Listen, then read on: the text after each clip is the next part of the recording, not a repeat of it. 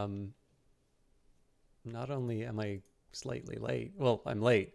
I'm late by the standards of me putting my tweet out um, because I had some problems with my microphone.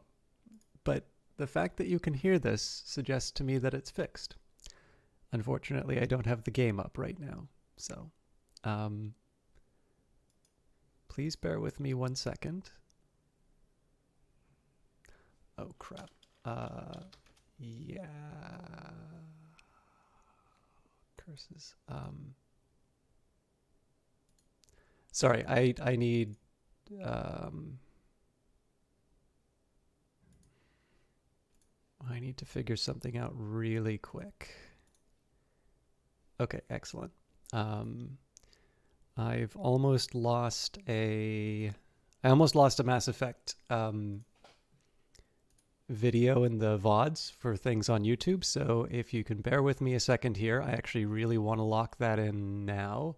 I'm not sure why they didn't send that through. I'm sorry. I'm only just realizing this. I'm only just realizing this now, but given the fact that I'm starting late, it might actually cross over into the sort of the 24-hour period. And I really don't want to lose that. But the good news is once that's done, excellent, we can play the game. So my apologies for the late start again. I know I tweeted out that I'd be going for a walk, but the thing that I wanted to do took longer than I was expecting. So I am coming to the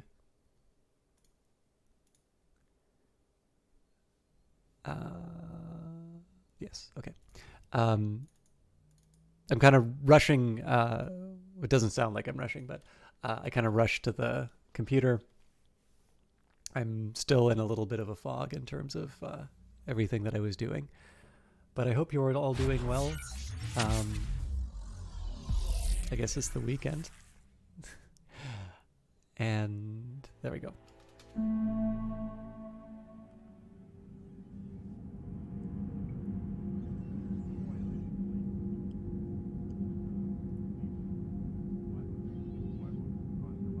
I think somebody subbed while I was away too. Sorry, I just got a notification here. Sorry, I'm not back up to 100%. I didn't do the Galaxy or Galactic Readiness. I'm assuming, like, clearly they're not going to make me go and get all those war assets for nothing. So I'm assuming there is some purpose for the readiness, but I think the problem with me is that I put a lot of effort into getting that 100% on Galactic Readiness, and then the fact that it hasn't come into play, at least in an obvious way, during the game, has really cooled my enthusiasm for that minigame. Which, fair enough. My fault for overindulging, but that's life. I'm trying to remember what I was going to say. It's almost the end of October, which has kind of caught me by surprise, to say the least. I definitely had a lot more to get done than I really wanted. I'm not going to run out the full 10 minutes if I don't need to. But I have noticed I've missed another week of recording Cultist Simulator videos. So I really appreciate you folks who watch it, and particularly the ones who say you'd like to see it more than once a week. Because as far as, I think that's generally a good thing. I would prefer that people like my stuff and want to see more of it than the alternative, which is to be ignored or to be overexposed. But this gives you a fairly good idea about why, even though it really pains me to release such a slow cadence, it seems to me the shooting offense is one where I get a bit of momentum going and I get everyone into the series, and for one reason or another, and let's be honest, it could legitimately be something that I have no control over. But one way or the other, to sort of break that pattern, it strikes me as probably the more disruptive of the two.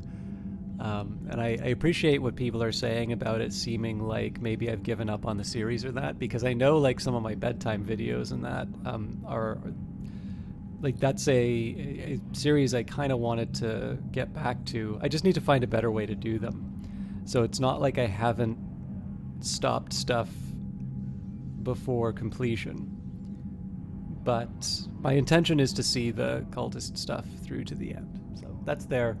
But I guess I just need to convince myself that over the long run I am capable of releasing at a faster cadence. Right now I have a lot of episodes backed up. So like if I were to... missing a week will not affect the release at its current form.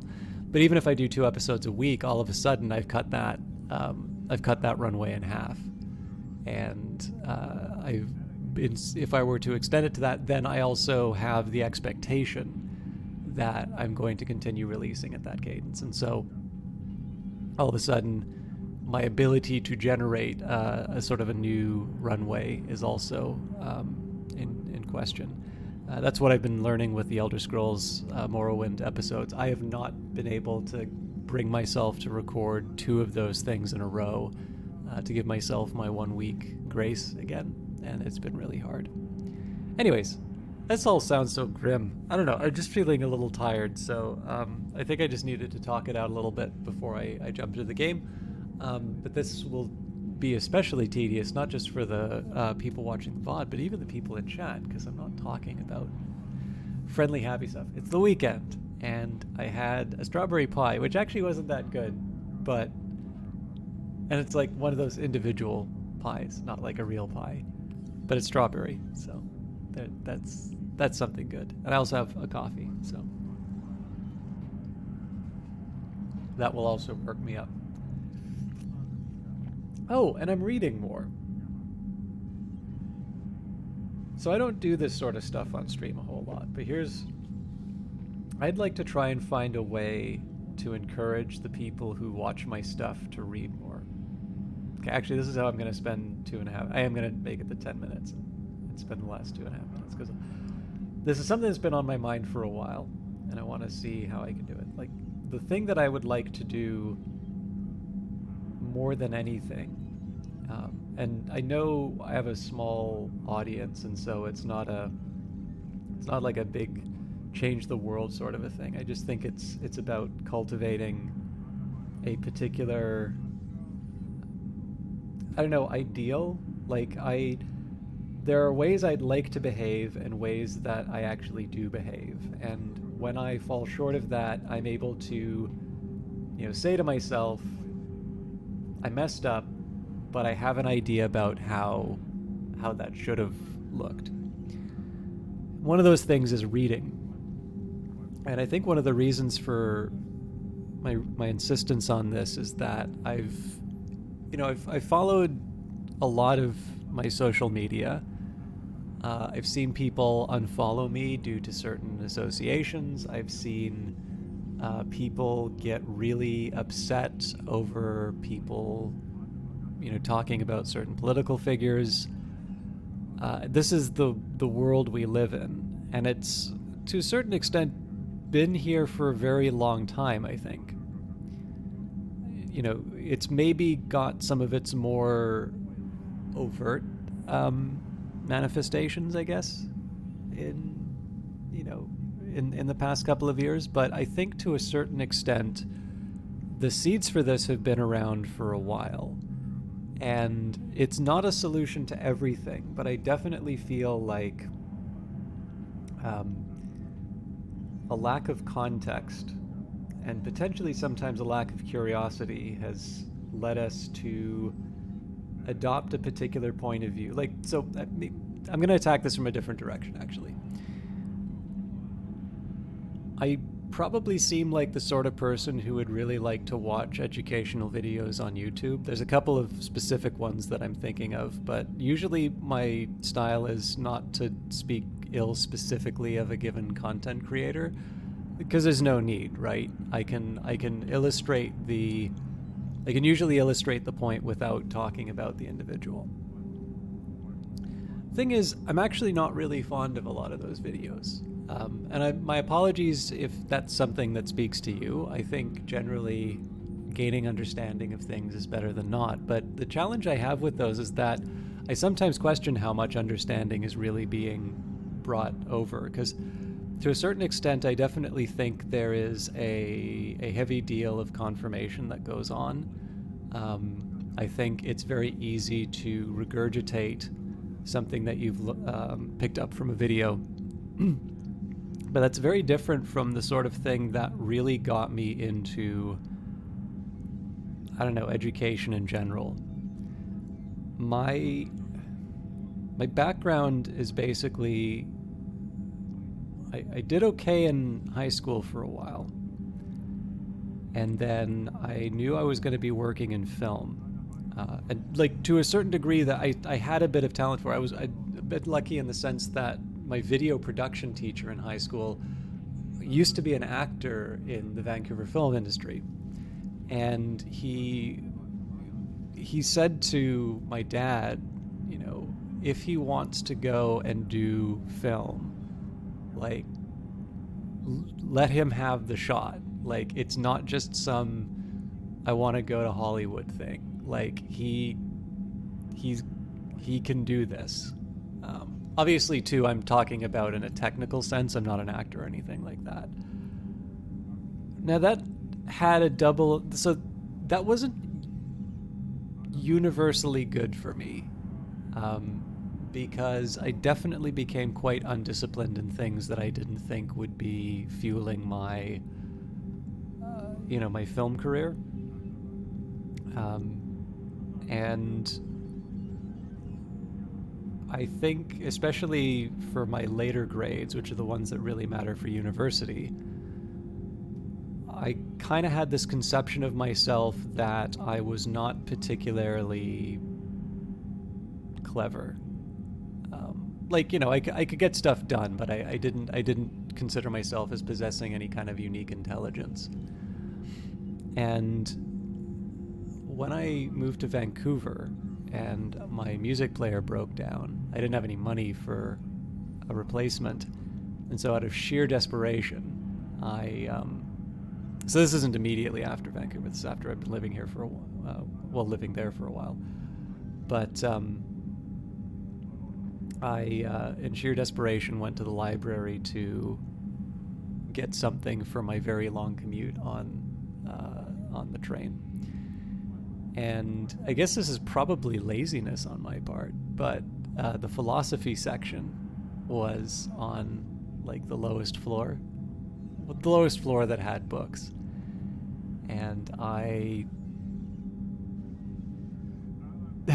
well, actually, hey, Night Valiant, it's great to see you. Sorry, I'm going on for a bit because I'm still feeling a little groggy, so I wanted to get a monologue out of the way and and then jump into the game. But I'll do a quick shout out, even though there's not too many people here, and then when the bodies increase, I'll do that again. But yeah, like, so I actually came to really like reading philosophy. I started with like classics, and that was the thing. Like, eventually I go to other parts of the library and there's classics which aren't just philosophy. So, ancient tragedies like the ones written by Sophocles. It's where I found out about Metamorphoses by Ovid, which is still my favorite epic poem. And the thing about it was never so that I could go to a cocktail party or something like that and talk about Plato or Machiavelli or something like that. They were genuinely enjoyable to read on their own. And I guess what was kind of nice about not really having any kind of a gaming computer or any other alternatives, like reading books was just the thing that I did. But at the same time, I still had this conception of myself as not necessarily being particularly good at studies. Like, there was a difference to me between reading these books and these things I was interested in. When the bodies hit the floor, yeah. And being so, I felt that there was a difference between sort of the academics, which I wouldn't be very good at, and the reading which I was doing, which was just, this is what I do for entertainment, and I really am interested in engaging with these ideas and seeing how far I can go. It actually took me an application to the military, of all things, to sort of divest myself of this idea that I was a bit of a dummy. Hey, Uncle Cranky, how are you doing? It turns out, from what Legion said to me in the last mission, it seems like I did actually convert the heretics. But yeah, so there's like a standardized test that you need to do, and we're getting the results, and I was like, I don't know if I did very good. They're like, well, what did you want to do? And I'm like, I kind of listed the position I was looking for, and they laughed. It's like, unless you wanted to be a combat engineer, you qualified for everything. So it's a weird place to get that bit of confidence, but I finally had, some formal institution say, no, actually, you're not a moron. And so it took a few more twists and turns, but eventually I went to university. And I mean, of course, now I've got a graduate degree. So clearly I was able to play the game well enough to go. And the funny thing is, though, that because some of that period of time has involved me working, and like working at jobs that are not just minimum wage for part-time, I've been able to buy entertaining things, right? I have a smartphone, I have a computer, I've got video games now. And then on top of that, because, my job my job is in my field, so it requires a certain degree of thought, although given where I work right now, maybe probably less thought that I need. It's easy to feel tired, and it's easy to always come up with another reason not to read. Because this is the thing, like, reading takes time. Reading is not easy, and reading doesn't give you the rewards right away. And yet, I'm increasingly of the opinion that it is probably the antidote to a lot of stuff that really bugs me, particularly the stuff that I see online. There's a little bit more knowledge in the world than what you can Google. And it's bothered me a couple of times when I talk with people and they sort of reduce the ability to do a search for something as equal to having that knowledge. And the more I get annoyed by that, the more I sort of realize that relative to that time when I didn't have a degree and I didn't have any particular conception of myself as like a smart cookie, I'm actually reading less than I was then. And so I guess this is like, I'm trying to find the right way of doing it. I don't know if like trying to do a stream book club or just talking about personal experiences or that, but I've been talking about trying to find more time of reading on other streams. But it's one of the things I've been trying to think about how I can encourage other people to do it as well.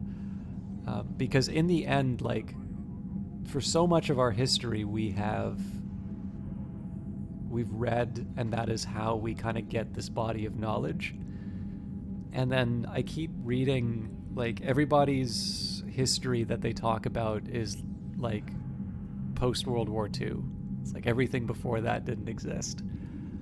And there's lots of other little examples like that, just in terms of the way that people talk. And I sometimes feel like, if nothing else, I should live the counterexample to what I've been, what I've been frustrated by.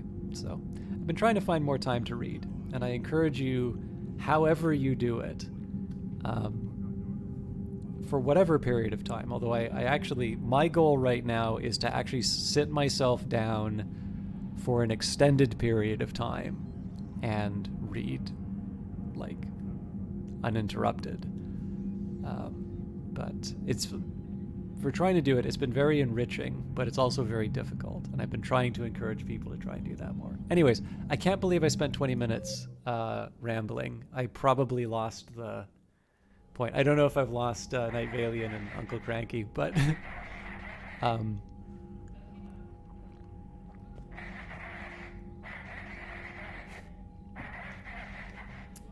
read more. That's the lesson. Edie, can you clean this up? I will try. This is the Konesh. We've lost barriers. Our comm system is jammed. Can anyone hear this? We have Geth fighters incoming. Hey, Greg Steve. Please, if anyone can hear this, we need help. We have hull breaches. And Sniffy Joe Bob, how you doing? Ron, the Konesh is getting swarmed by Geth fighters. Damn it. Interceptors, divert to the Ganesh. Thank you, Commander. If you hadn't enhanced that signal, would have lost the ship. Oh, that's really interesting. I didn't realize the game was so kind of granular in terms of how you can lose resources. So I think we already had a chat with Tali, but I haven't talked with Legion yet. Shepard, Commander. You say Geth fighters are targeting the Quarians' live ships.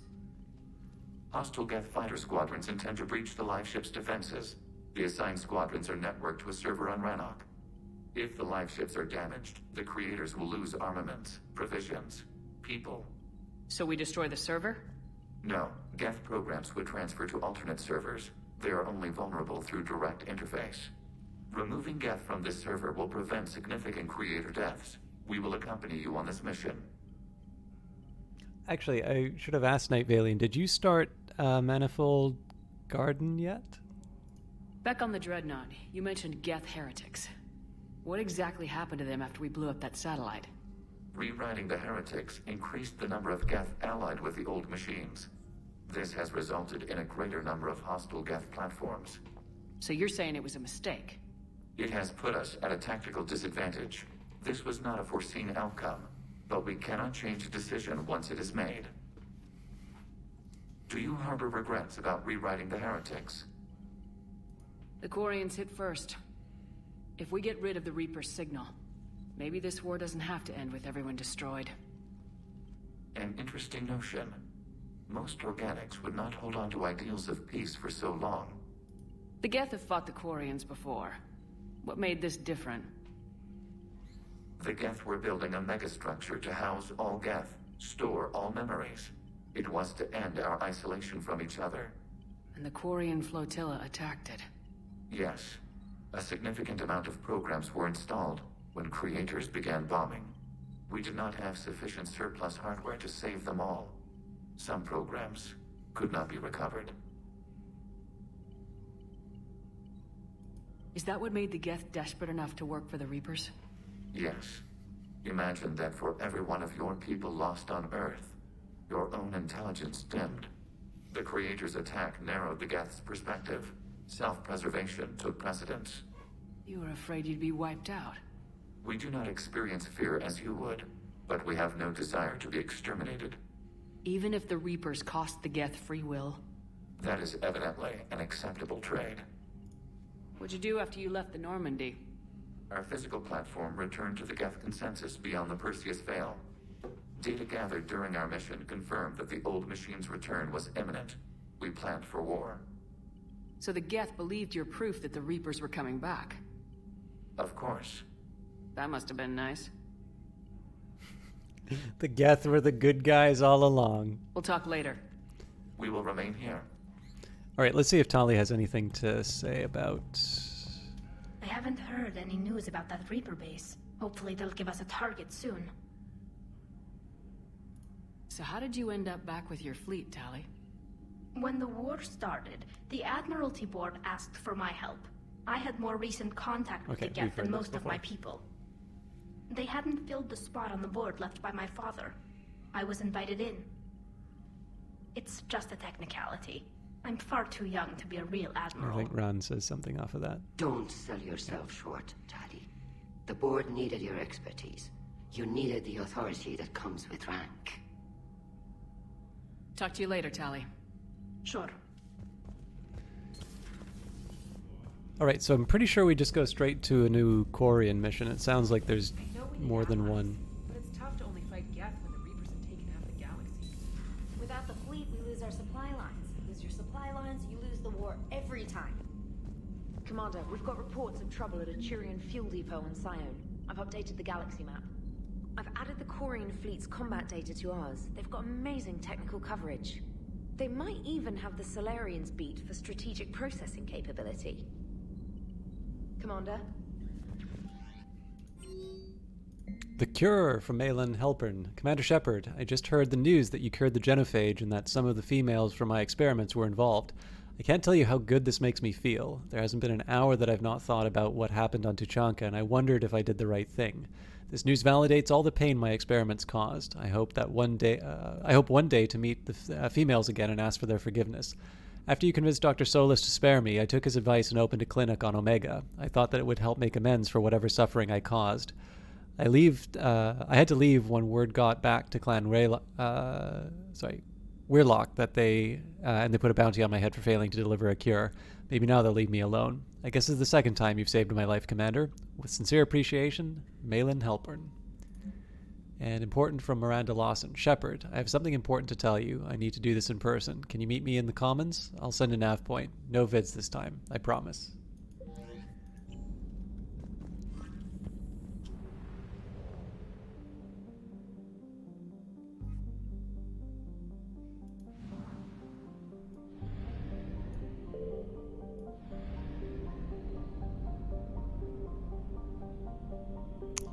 I'm trying to think whether or not I want to go... Yeah, I guess we'll go to Rennick. Actually, I guess it's... Yeah, I gotta figure out which one I'm doing first, though. Save the Admiral is probably not the priority one. Yeah. Geth fighter squadrons are targeting Quarian live ships with attacks that could cripple the Quarian fleet, land on Rennick, and disable the server. Okay.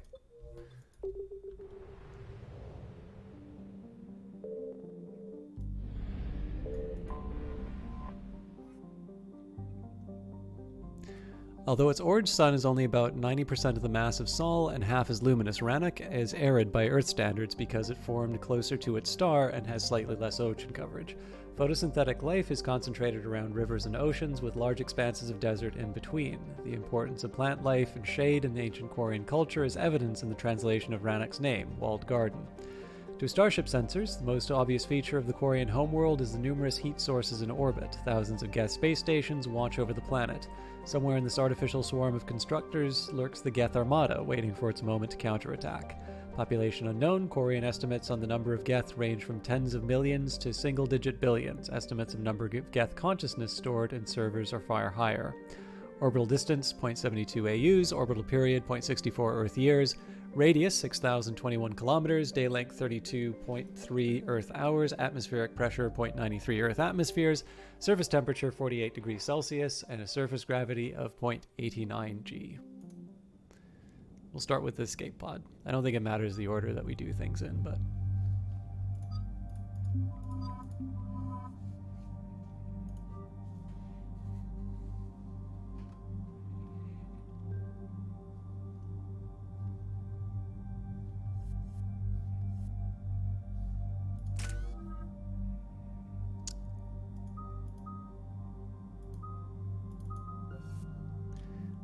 One power while cloaked to remain hidden, increase sniper rifle. Oh, okay. Well, I'm happy with that.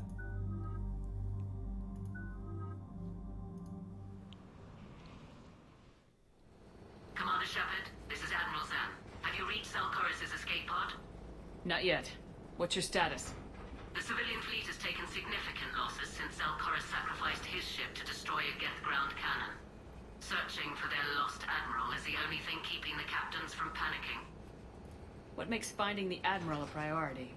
Despite opposing the invasion, he did an admirable job protecting our civilian ships. Without him, some of our non-combatants are planning to leave the flotilla. Picture the consequences, if you will. They've lost a leader in a war they didn't want. Their wants are immaterial. We are committed. Even Zalcoris understood the civilian fleet's importance. The invasion would be stalled without a supply chain, after all. I'll do what I can. Keep your civilians safe. I make no promises. My own ships must be coordinated for our final strike on Rannoch. I'm getting some static. It appears Zelkora's crashed within range of a Geth jamming tower. You must disable it to contact it. Make sure to proceed with caution. Zen? Admiral Zen! We know what to do. Hopefully Admiral Chorus remained with the escape pod. We'll see in a minute. Take us into the tower.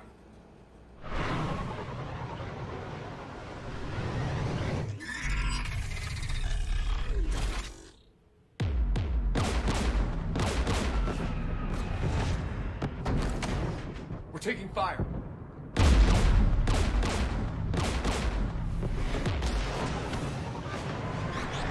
The Geth installed anti-aircraft guns beside the jamming tower. We'll have to disable them on foot. Once the guns are gone, you take out the tower. Right, Commander. Setting you down here.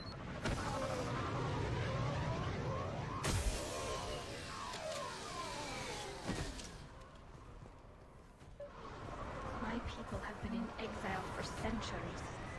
To be standing here in the land of my ancestors?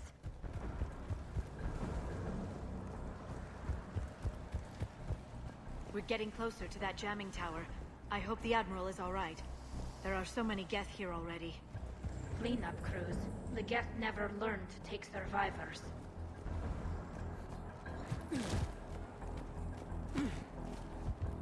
You now have me wondering, Cranky, whether or not those references will be appearing in number 3. I should have put the synthetic bullets up.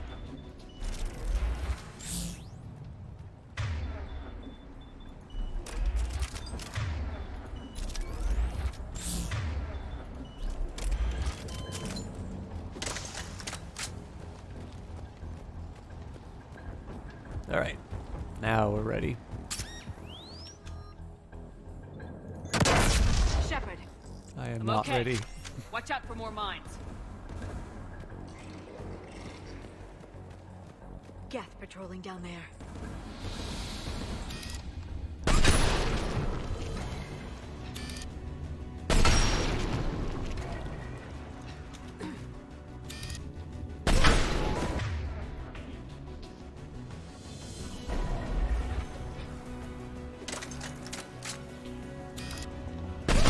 This is the same music that they use for Tali in the number 2. You don't think it's number 3 or you wouldn't be? Okay. I seem to actually remember that joke from my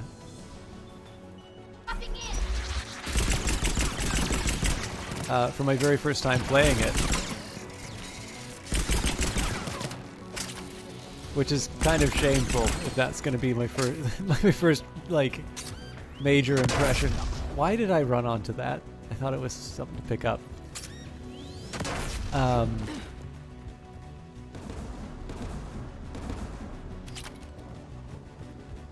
Yeah, that's apparently the most memorable part of like one of the first games I played since getting a anti-aircraft guns.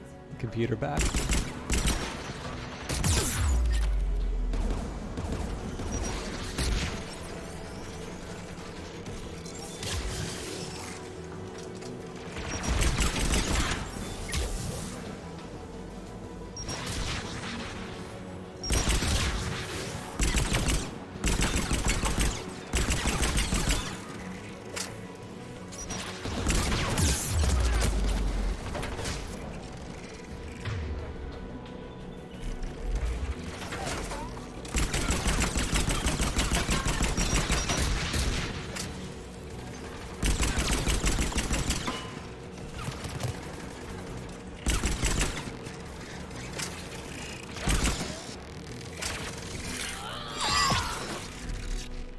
Let's look at the gun's control panel for a way to shut it off. I'm sure the Quarians will be fine.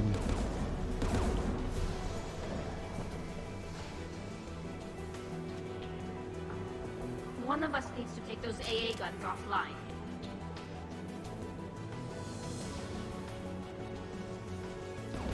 Tally, you take the guns.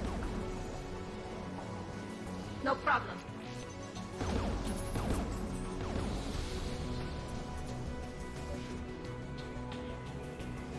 Geth dropping from orbit.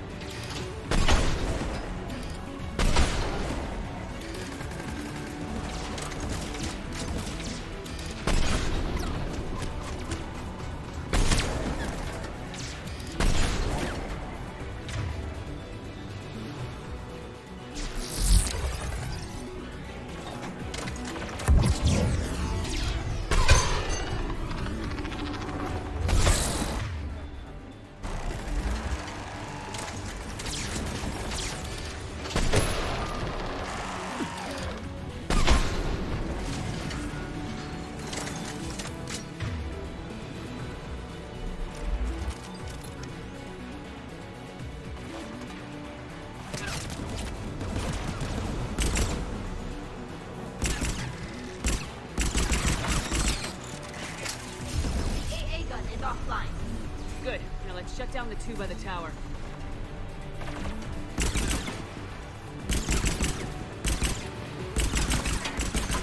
I'm getting a little bit better at spotting these guys.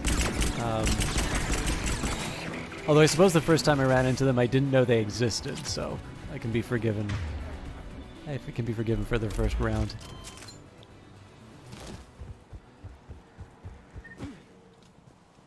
Again, I'm sorry I don't have a little bit more to say. It's funny, I think I've talked about this before, but it's very easy for me, probably even more so than the reading, it's really easy for me to say, you know, I really don't feel like streaming today. And I sort of know as soon as I give in to that impulse, it's never going to be just one day. It's almost certainly going to involve a few others in terms of skipping. And at that point, you know, I kind of need to ask whether or not I want to keep doing the streaming thing. So You heard my message. Send out a distress call. Radios are down. You a soldier? Maintenance. Darn hats. I clean engine parts.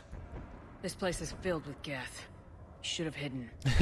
Thanks. I thought I could buy the other civilians time. Fight some Geth. There were so many. First time I've even held a gun. Don't move. We've got Metagel. Oh, I've lost too much blood. Go. Look for the Admiral. Destroy that jamming tower. And you can radio him. We'll find him, Dorn. I promise. Please. Listen. The civilian fleet didn't want this war. If there's even a chance that Admiral Chorus can get us out alive. And my son. Tell him. Tell Jonah that his father made it to the home world. That's a really good shot that they sort of picked. We will. Rest This one, well, not so much. Let's get to that tower. Yeah, that last kind of shot of him looking up at on the home world, I thought was a really well done one. But yeah, so it's really easy to get in the habit of like not broadcasting, but I'll admit, like, I'm feeling quite wiped. So I apologize for maybe not being as talkative. Well, as talkative at the start, just not in an interesting way. All right. Turret.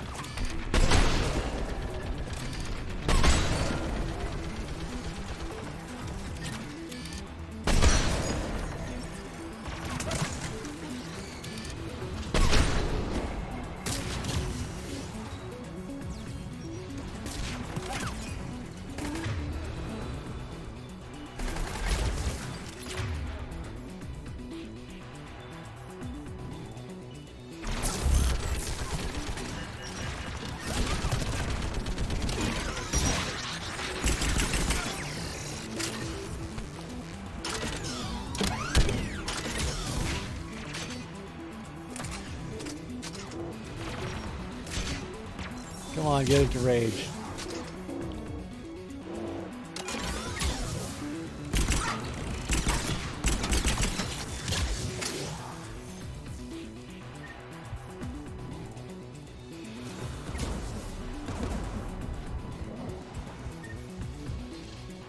No, I really thought that was the objective. Am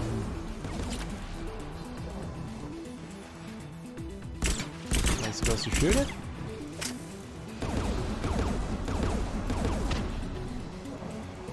Huh. I mean, last time... Oh, okay. We'll probably be allowed to do stuff to it once we kill them. Yeah, there we go. It's because I didn't clear the gap. Who should disable the gun, Shepard? I want you on this, Tali. Right. I'm trying to think if there's ever a point where, You can use that gas turret. Oh, fine. If there's ever a point you'd bring Tali and not have her do the tech stuff.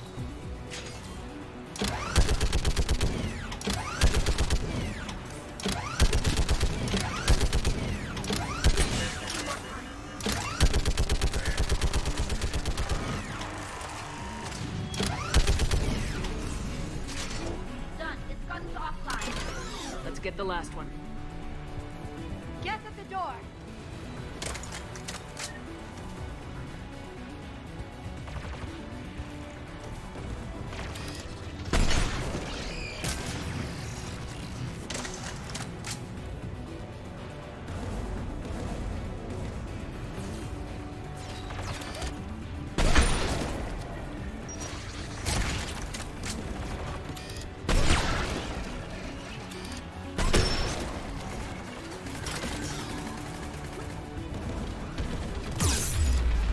Okay, this is not so good. I actually don't know how I fell down to that like single bar of health, so I, as a matter of principle, I'm not healing because I think it's a false I want reading. you on this, Tali. Right.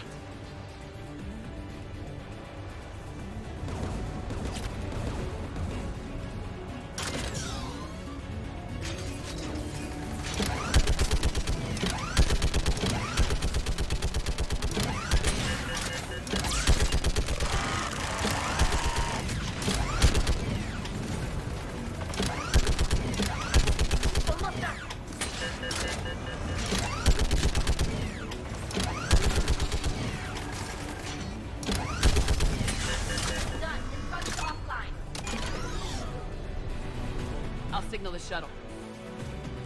Text of the reason Tali was a permanent fixture in your party when you played through these. Since you were Vanguard combat biotic, you took Tali to cover tech and whatever combat. Right. It's actually kind of funny. I know in Mass Effect 2 it would sort of tell you the composition of your team. This one it doesn't seem to. Which I don't mind too much because I have roughly an idea of who I want just by playing. But this is Commander Shepard. Dorn didn't make it, Admiral. He didn't? I see. I'm coming in with a shuttle. Where are you? My surviving crew found their way to a clearing. I'll upload their location. Stay together. We'll meet you there. No, the Geth have cut me off. I hear another wave approaching. Give us your coordinates. Leave me. My crew will soon be overrun. So will you. My people are non-combatants, Shepard. They'll be slaughtered. Rescue them! Admiral, I need you leading the civilian fleet if we're gonna end this fight. Civilians? Our entire race took up arms for this insanity. It's too late for us.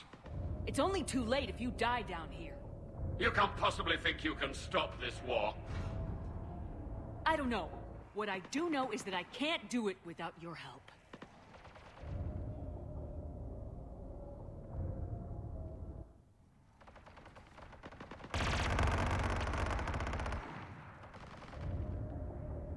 Ancestors, forgive me. Uploading my coordinates. We're coming.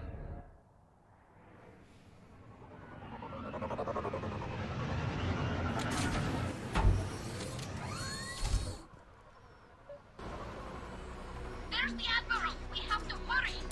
I've got this.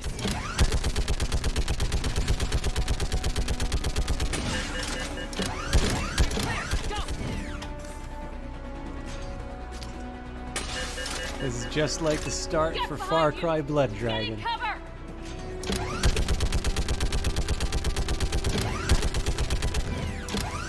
I'm also really bad at aiming with this thing.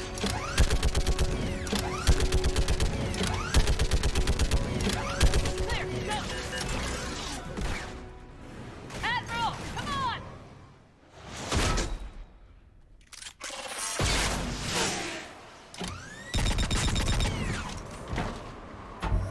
Welcome aboard. Shepard, my crew. Perhaps there's still time. Hello? This is Quarians. Does anyone copy? Hello?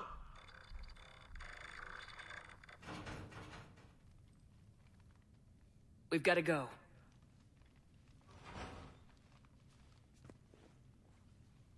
I pray they found comfort in the homeworld skies.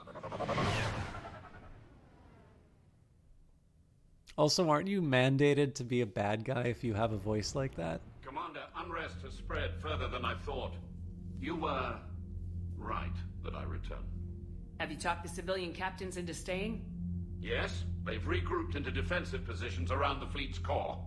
If we hadn't stopped them from... Any aid I can offer is yours. After the Quarians drove the Geth straight into the Reaper's arms, I'd give anything to stop the madness of this war. And that's why your people needed you back. Of course. It's time we turned our attentions to those we can still save. Farewell, Shepard. Fly safely.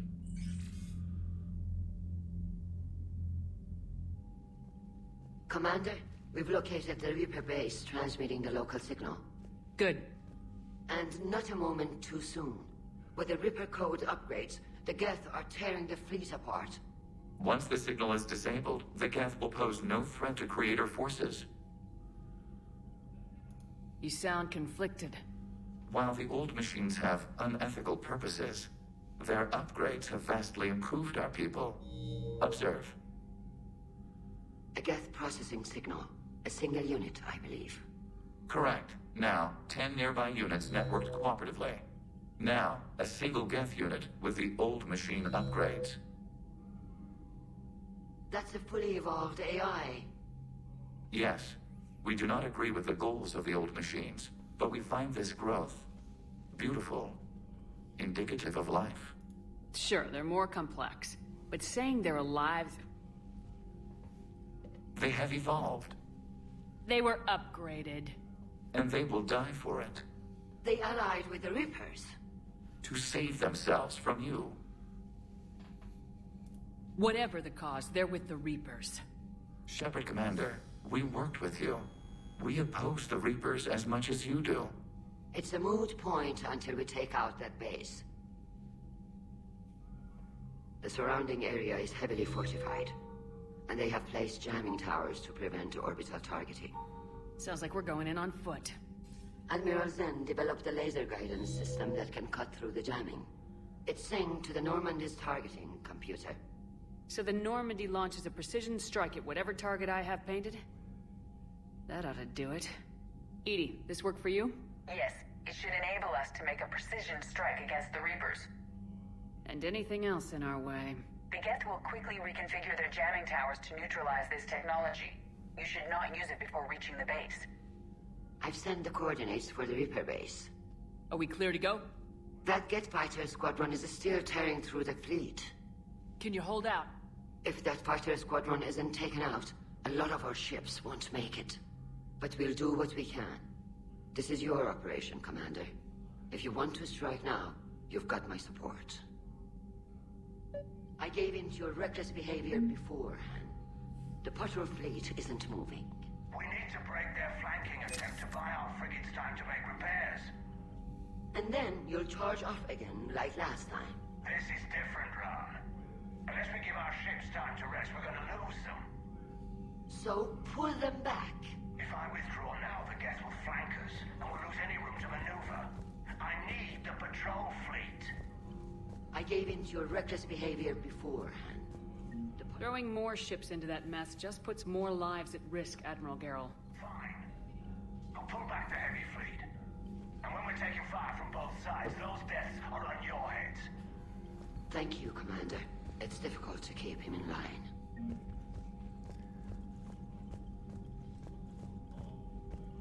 I kind of got the impression that it was pushing me to do a heavier mission from that dialogue.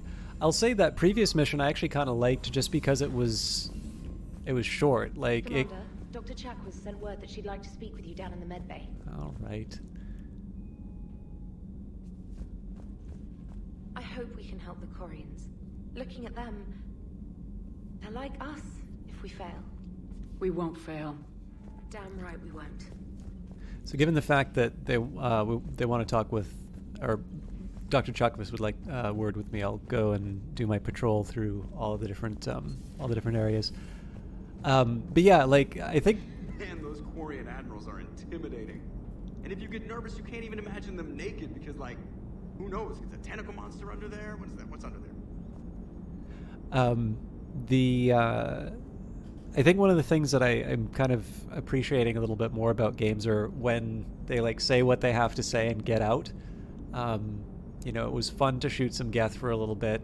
We got the objective done, but that mission didn't particularly outstay its welcome, or overstay its welcome.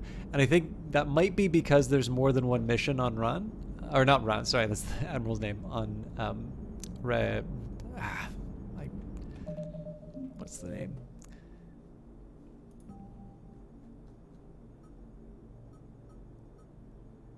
Rannoch. Nice job on the rescue mission, Commander. The Quarian civilians are getting hammered out there. Apparently putting a big-ass gun on an agriculture ship doesn't magically turn it into a dreadnought.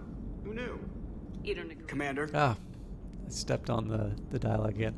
But yeah, it's nice not to have every mission sort of be a bit of a slog when all you really need to do is just shoot the bad guys. What's going on, Edie? I am assisting Engineer Adams with his repair of the drive core shielding. Ah, well, I should leave you to it then. We can converse if you like, Shepard. It is a routine Uh-oh. What? What happened? Nothing. Unless you have strong feelings about gamma radiation. Not funny, Edie. I almost had you. I will alter my human chronometer appropriately for better timing. Hello, Shepard. Yeah, like, I think part of it is, I get the impression, so, you know, it's the last game in the trilogy. So I'm going to assume that there's probably going to be more than a few, like, big moments that happen inside the Mass Effect world. So one of them was the Genophage. Clearly, the Quarians are trying to retake their homeworld, and there's going to be some kind of a major decision about how that turns out. We may even have to choose between sort of the Quarians and the Geth, although I really don't have a lot of sympathy for the Geth right now.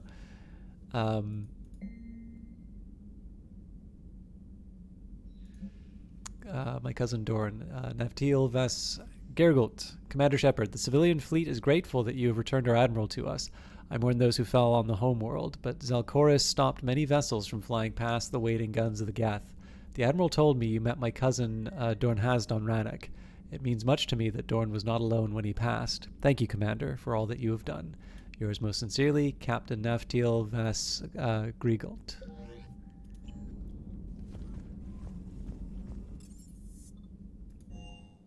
I'm liking the new you, Esteban.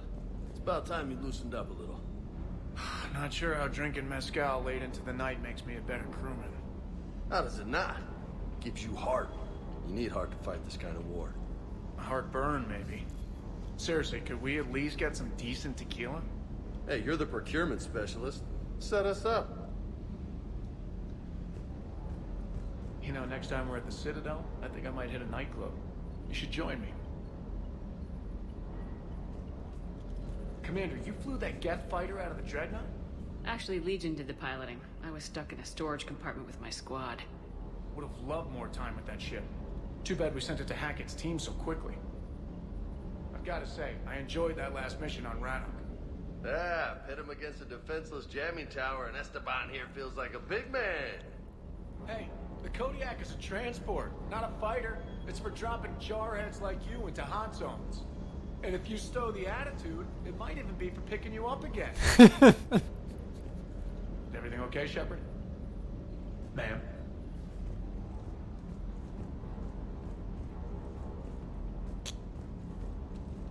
I just don't get them, Quarian.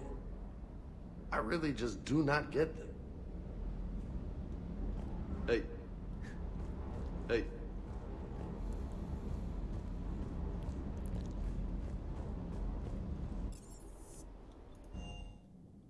I don't know why I found that so funny, but I really like that that line about maybe it'll be good for picking you up again. I'm gonna have a big grin on my face for probably the next mission and a half. Breaking now, a nightmare on Earth. Human leaders using military force on their own people. They say it's to prevent loose cannons from provoking the Reapers. But are they indoctrinated? The Resistance speaks out in the only place they can, the battle space. Oh yeah, I forgot. Speaking of leaders in the pocket of the Reapers, congratulations on your election, Mr. Cranky. I know your favorite got in. Commander.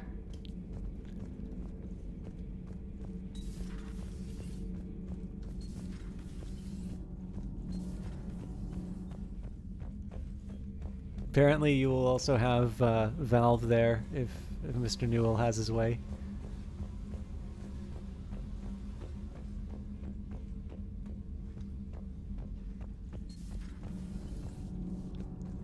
Gabi, have you ever seen recordings of Liara's mother, Matriarch Benesia?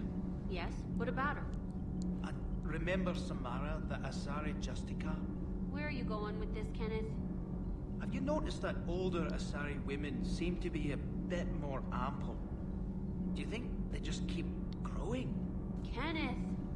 I think I'll spend my sunset days in an Asari retirement home. If I don't kill you first. Yeah, well I think that's the key for me on a lot of stuff. So I mean, I've worked on political campaigns, so it's hard for me to say I don't have opinions. But I do also tend to find, like, I think one of the reasons why I talked about sort of reading and some of what I've been trying to do for the past little while is I think there is a benefit to a certain degree of pragmatism. So in the province I used to live in, British Columbia, we had a liberal party, but it was a center-right party, whereas in federal politics, the Liberal Party is the center party, probably center-left in under some leadership. And the thing is like the BC Liberal Party, I don't think I've ever known someone who ever really liked it, but I also think they were very capable governors. And so for some cases I did vote for them, even though that isn't necessarily my type of politics, because in the end, I think BC was the first province to institute a carbon tax, for instance. So that's a policy I like and agree with. And so the challenge here was, and to a certain degree too, I knew that I wouldn't necessarily, so like for me the big requirement is I know for the most part a party that I dislike is usually going to be running the country. I think for most maybe this last election is the one time the party that I voted for actually formed the government, and in this case it's a minority government, which is rarer in Canada than it is in New Zealand. But I think there is some value in being able to disentangle, your own view about So like everybody knows that you want your side to win. Like that's not necessarily very interesting. But if you're able to sort of meaningfully talk about things you like about each of the different platforms, and to be able to sort of say, I can understand. Actually, the biggest one for me would be I can understand why other people vote for these people, and that reason is something other than because they're evil. I tend to find that is a much more productive way, especially if you work on political campaigns, because obviously if you work on a campaign, your job is premised on the idea that people can change their minds. But it's a style of thinking that I don't think we've been very good at keeping. Nothing to report, Commander. Shepard. My board is green. So I was just here to hear more HR disasters coming out of engineering.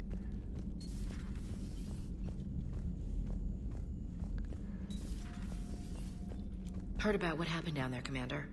Got me thinking about the value of a good leader. And how many lives should be sacrificed to protect a truly inspired one. Hope I never have to find out. Go look on the board out there, Williams, and add yourself to it. Nice work down there, Commander. Strafing the enemy from the shuttle, huh? Not bad, Commander. Oh, go make the fan club Shepard. already.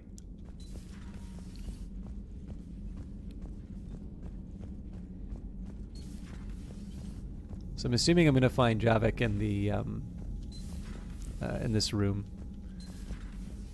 No. All right. Well.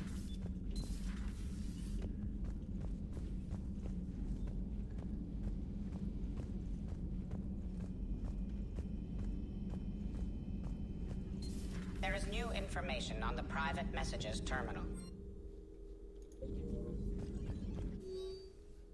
Smuggler Manifest, Jungis system. Operative Morat has sent smuggler manifests from the Athabasca class freighter to authorities in the Jungis system. The manifest follows: 8,000 tons of dextroamino food supplies, 16,000 tons of levoamino acid food supplies, 20,000 tons of platinum, stamped ingots, 12 Alliance freighter craft, inactive mothballed on lower deck, 12 Hierarchy interceptor class craft, inactive mothballed on lower deck, 300 indentured workers, slaves from Karshan recaptured attempting to escape Reapers, mainly Batarian. Authorities will seize the freighter in 2 hours, per broker's request. The Jungis government has agreed to provide the slaves asylum and certificates of citizenship in exchange for future favors rendered. Ready for the next mission? Yes. Ready for the next mission?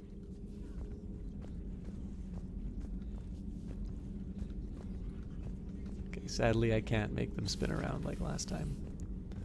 Now I'm really curious where Javik is.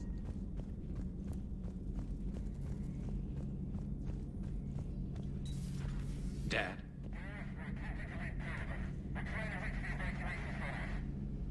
Dad, are you there? Come in. Where are you now? Hurt? How bad? Dad, you have to get out of there.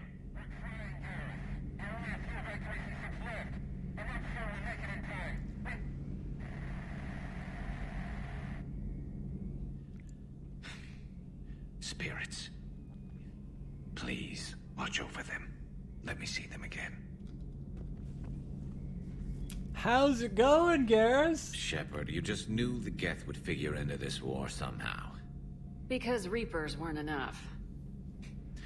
Still, it's good to have Tali here. This is as much her fight as ours. Any word from Palaven? Some, and I don't like what I'm hearing. The Krogan are there in force, but they're just slowing the Reapers down, not stopping them. I'm not sure it's going to be enough. Hear anything from your family? But I did hear from Primarch Victus. He wanted my advice on fleet strength when the Crucible is ready. Still can't get used to people asking me things like that. What did you say? I said, at some point, we're going to have to decide if our fleets keep defending Palaven or we go on the offensive. Can't do both. Not with the beating we're taking. Like I said, not the sort of questions I'm used to answering. You know what you're doing, Garrus. Trust me. Everyone can see that. Maybe. But you spend so much time on the outside trying to get in, and when you do, it's not what I expected. How so?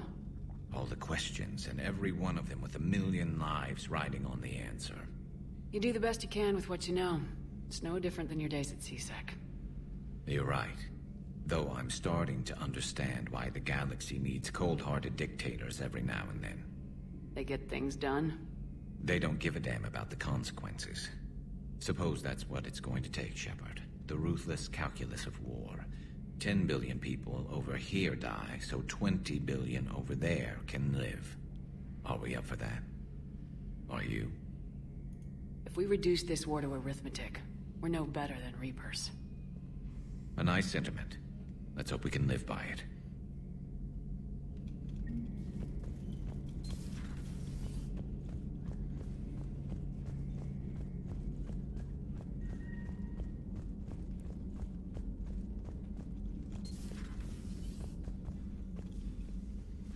Shepard, remember our agreement? We'd open a bottle of cerise brandy every year, and it's my turn to buy. But it hasn't been a year yet. Yes, well, something tells me we won't have the chance a few months from now, so... indulge my impatience. Doctor, put that bottle in a safe place. We'll crack it open to celebrate our victory over the Reapers.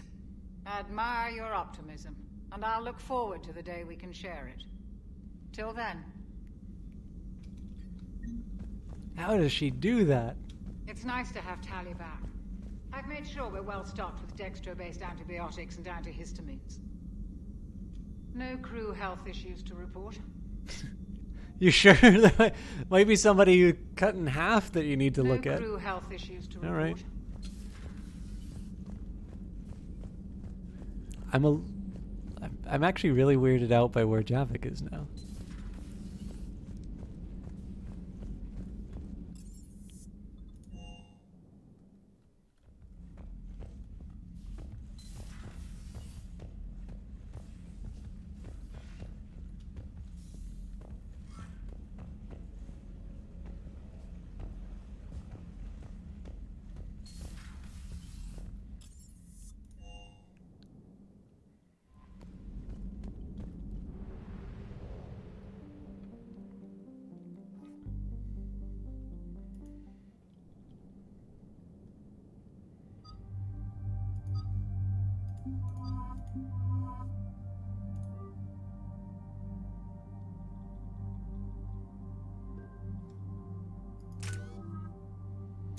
I should have gone back.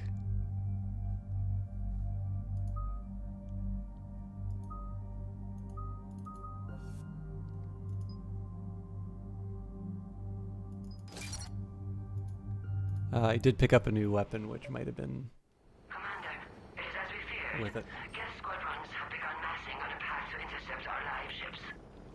Understood, Admiral Ron. We're almost at the server. Keep us posted. What's our status? We remain undetected on encrypted Geth channels. Resistance is likely only within the server. Within? It's that big? You misunderstand. Direct virtual interface is necessary to extract Geth from the server. You must enter our consensus. You want me to virtually interact with the Geth? That's insane! You're talking about a virtual world built for synthetics. Hostile Geth synthetics. I'm not a machine. How do I go into a virtual world? Cerberus conducted research on Geth human interfaces. They called it Project Overlord. We monitored their transmissions. We have refined the interface they created and have equipment from Normandy to facilitate safe contact. We request your trust. I have your back, Legion. Even if I don't quite understand why you need it. You are an unknown. This is an advantage. Geth security is not adept at targeting organic thought processes. While we occupy the system's intrusion countermeasures, you will disable the squadrons by removing Geth from the server. If it saves the live ships, we've got to try it. Telemetry data predicts this operation has a high chance of success. There is little time. We will bypass security while you secure safe landing. Wait, you're not gonna... Let's set the shuttle down by the cliff.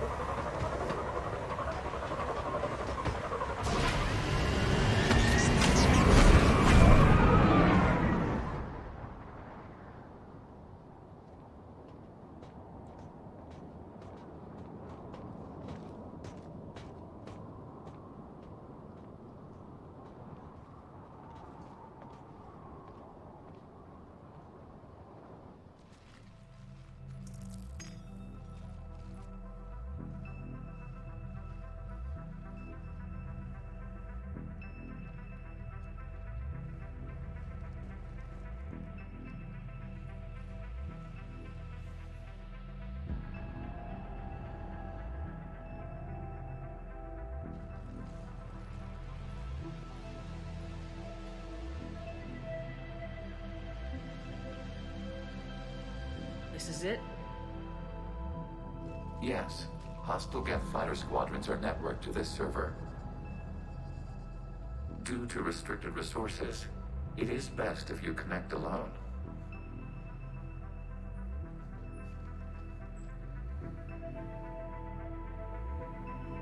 Let's do it. Initiating peer network integration. Proceed to docking port.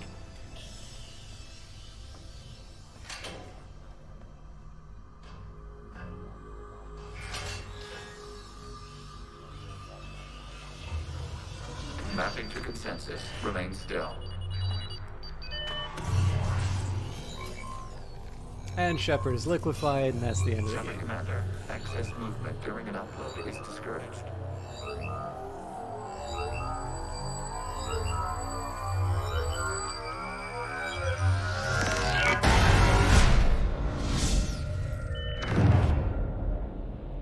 Shepard Commander, we acknowledge your integration into the server. We welcome you to our consensus. What is this? We've installed filters to allow you to make visual sense of the server's raw data. Your mind perceives our world as something familiar. I wouldn't call this familiar. Where are you? Here, You look different. we have made ourselves visually distinct for your convenience. What about Geth already in here? You will perceive Geth as surveillance footage, audio logs, sensor records. We do not require bodies, as our software communes. Our hardware is merely a tool. This is our true world. As we remove Geth, it will grow dark. And what does turning off the lights do to the Geth back in the real world? The Geth fighter squadrons communicate with platforms on their spacecraft via this server. We will sever that connection. We will ensure there are no transfers or backups. This server will fall silent. This is like wiping out a city, isn't it? We have no choice in this matter. It is a question of survival. There are 2 communication nodes on this server. We must access them to disable the hostile Geth's fighters. We must protect your exit port, but you will not be alone. We will maintain contact and assist.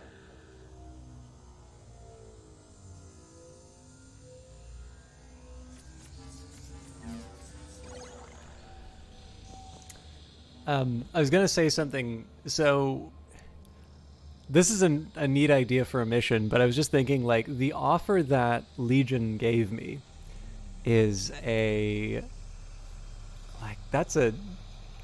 so this is one, like, so if I had to be faced with this decision, despite the fact that I had done previous missions with Legion, I'd be very reluctant to accept the offer, because of course the Geth are very much in the Reaper's pocket. But on top of that, every condition on here obviously puts Shepard entirely in Legion's power. And the reason why I'm pointing this out is that, I jokingly said is like, yeah, and, Shepard gets liquefied and the game is over. This is a really good example of why I like it when some games sort of put you on rails or why games that pursue a degree of realism don't necessarily wind up being any more fun. Because there's another RPG which tried to do something a little bit more quote-unquote real, and it actually really annoyed me, and I never played beyond it. So there is a modernization of Planescape Torment called Torment Tides of Numenaria. So it's a different setting, but it's meant to be sort of a modern successor to the Torment game, apparently. And you start off with this dream where you're falling. And it's, a whole bunch of text talking about how you're falling. And I'm like, well, this is me thinking as a player of a video game. One of the options that you're given is to sort of, push into the madness, like make yourself fall even faster. And there's it's this whole extended sequence, and I'm like, yeah, okay, I'm, the game, or maybe it wasn't even a dream, but yeah, basically, like, the game starts you off where it's like you've imagine you wake up and you've fallen out of a plane and you have no recollection as to how you fell out of the plane. You just know that you're falling in the middle of the sky. Where else would you be falling? So I'm like, okay, well, the game has given me this. I'm sure this is going somewhere. So, lean into the situation. Let's see where this is heading. And if you do that, you actually splat against the ground and it's game over and you have to start from the beginning. And I did not sit down and... Yeah, you did the same thing as well. Yeah. So I don't know about you, but my reaction was to be profoundly annoyed by that. And I'm like, why did you give me the option to waste my time? Like, I'm sure there's a bunch of people like sitting around in a writer's room who are talking about like, oh, they're not going to believe that we let them die in the beginning of the game. And I'm like, yeah, I can't believe you guys did that either, but not in a good way. So yeah, like this is the thing is like, if I was given that offer, I wouldn't take it. There is entirely too much resting on this. And, there's every possible way that this thing could go wrong. But, Mass Effect sort of understands what its job is as a game to, not to pull the rug out from under me like that. And it's funny how this is actually something that some very, very old games did as well. And it seems to be every once in a while that people need to learn that lesson again. Establishing connection to access point. Anyways, it made me think. I mean, I'm praising Mass Effect through sort of condemning this other game. But to be honest, like I never finished Torment because of that. So. Warning: connection blocked by infected code. Use our combat software to disrupt the infection. I wondered what the gun was for. Oh, dubstep gun. This foreign code is a manifestation of the old machine signal.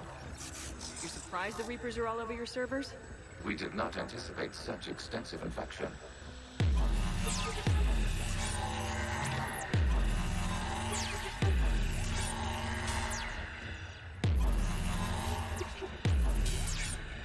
Am I missing something here?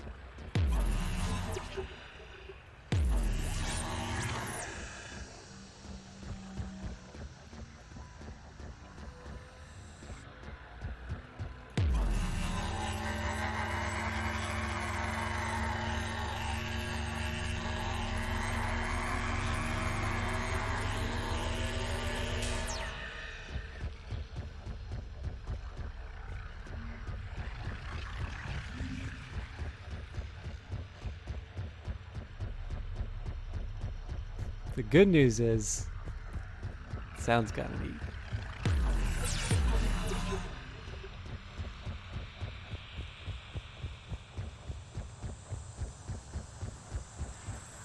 You also gamed over within 3 minutes when you saw an obelisk that the game specifically tells you not to touch, but like a 5-year-old with ADHD, you're like, I'm gonna touch the thing. Yeah.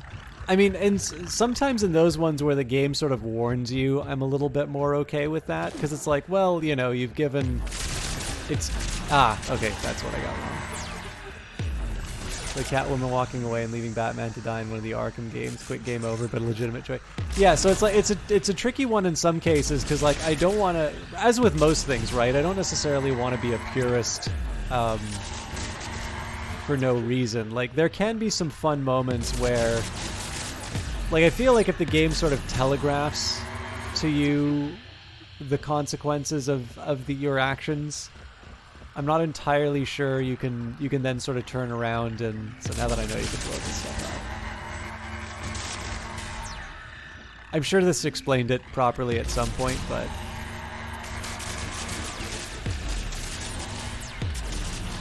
like I said, I'm feeling a little groggy. So yeah, like if the game says to you, like, don't do this thing... Okay, I gotta ask, why a gun? We wish to provide familiar equipment. Huh. And thanks, I think.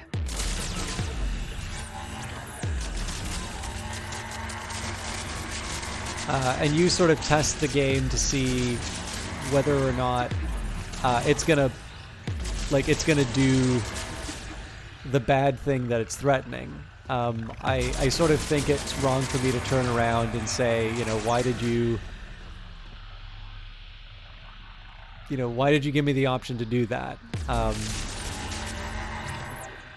Actually, a really good example would be there was a game called the Red Strings Club, which I played.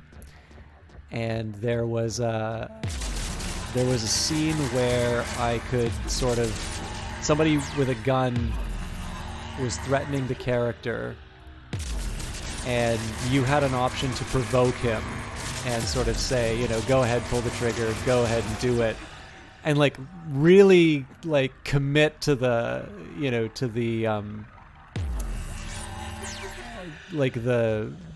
the train of thought, like, even when he's really showing signs of being feeling like he's kind of put on the spot and needing to prove himself. You're given a few options, and that scene wound up being quite tense for me because I really didn't know how the thing was going to turn out. And having played the game that came before it, one of Deconstruct Team's other games called Gods Will Be Watching, Connection established. Proceed to the access point. There are definitely some circumstances where it's quite easy to die. So in that case, the fact that I wasn't sure whether or not the game would be willing to off my character made that sequence a whole lot more interesting. I think the reasons why Numenaria or Ties of Numenaria didn't really work for me there was that I feel like if you present someone like if the introduction of the game is you falling in the sky, you're already in an unfamiliar world with a whole bunch of, like, any world in which you are plummeting to your death in the opening moments is a world in which the rules that we take for granted no longer apply. I have no fear that when I wake up tomorrow, I can accept some unexpected places. If I'm on my floor, if I'm slumped over my keyboard, if I'm in the bath. Not that I've fallen asleep in the bath, but like, these are places where I could reasonably expect, to wake up and I'll be confused, but it won't be completely inconceivable. Waking up in the middle of a free fall is something that I don't expect at all. And I can't really conceive of a circumstance under which that would happen to me. And so when you do that, you've sort of already introduced the idea that the world is going to be different from what you expect. And so I don't feel that it's legitimate for the designer to then turn around and say, well, what did you think was going to happen if you were just going to embrace the fall? I'm like, it's the condition, what I did was maintain the condition under which you started me off in. Like, why would you ever put me in a situation where, like, maybe I don't even need to really get too abstract with this. Like, let's consider an alternative situation in which you start off and there's someone with like a gun to your head in a game, and it gives you a few different dialogue options, none of which are necessarily obvious as to how you talk the guy down. And if you select one of those dialogue options and the guy kills you, how are you going to feel about that game? Probably not very good. And, the developer, I'm sure, would turn around and be like, well, if somebody had a gun to your head in real life, that's what it would be like. And I'm like, yeah, it's why I play games, though. Because I don't have to deal with that problem. So you just played that and smash into the ground because you never choose the options yeah, okay, so everyone I seem to, Cranky did that as well. Well, why would they have a speed option unless it was part of character generation to assess recklessness? Yeah. Yeah, okay, so apparently, like, I didn't know anybody else who'd played the game, so everyone apparently made that decision. Establishing connection to communication node. So here's the obvious question. Access denied. Did anybody find that keeping you out? Unknown. Please investigate. Did anyone find that an interesting choice? Like, I'm sorry to spend so much time on Mass Effect, like, because I was praising Mass Effect for, like, saying, you know, yeah, you're allowed, you know, you're in a science fiction universe, you're humanity's greatest hero, facing against... Warning. Reaper presence detected. Data cluster contains infected code. We require access to proceed.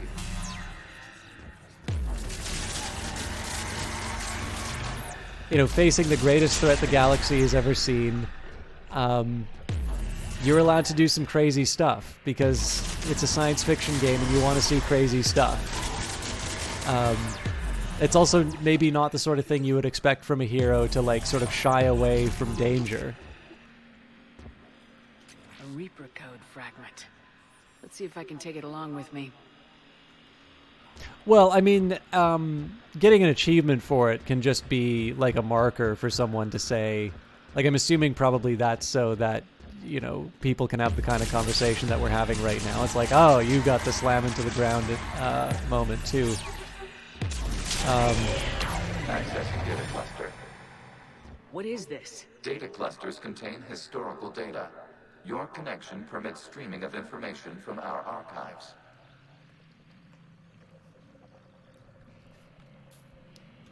You really want to rename the VI networks? Absolutely. The mobile hardware release deserves a little ceremony. Unit 01. What is the Keelish word for servant of the people?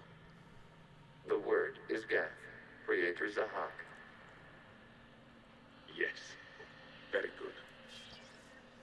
Ancestors, you fuss over it. Weren't you here until midnight fixing 01's circuitry? Well, it needed resoldering. Wasn't that footage from the past? Why are the Quarians masked? You process our memories by using your own. How many creators have you witnessed unmasked? Good point. Well, I watch enough British shows to know it's it's not enough to make me super offended, but I'm definitely not saying it out loud.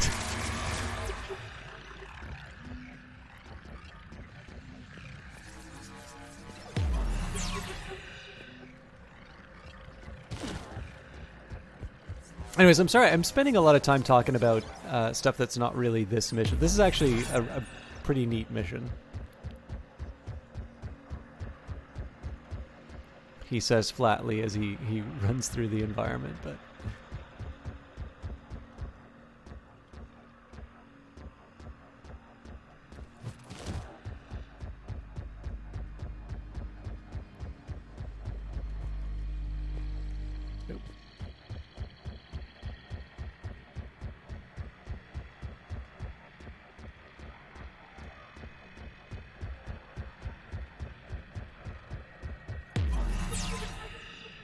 I feel like I should have been paying better attention to the dialogue a little bit earlier, but I was also checking out chat.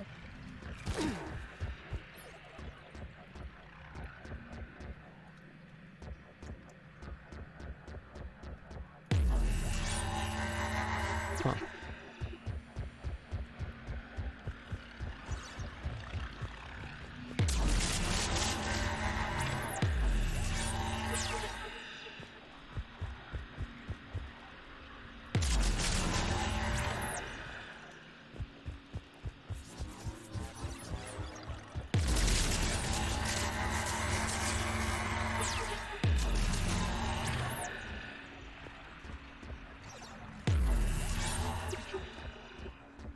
You must disrupt the infection on this data cluster to continue.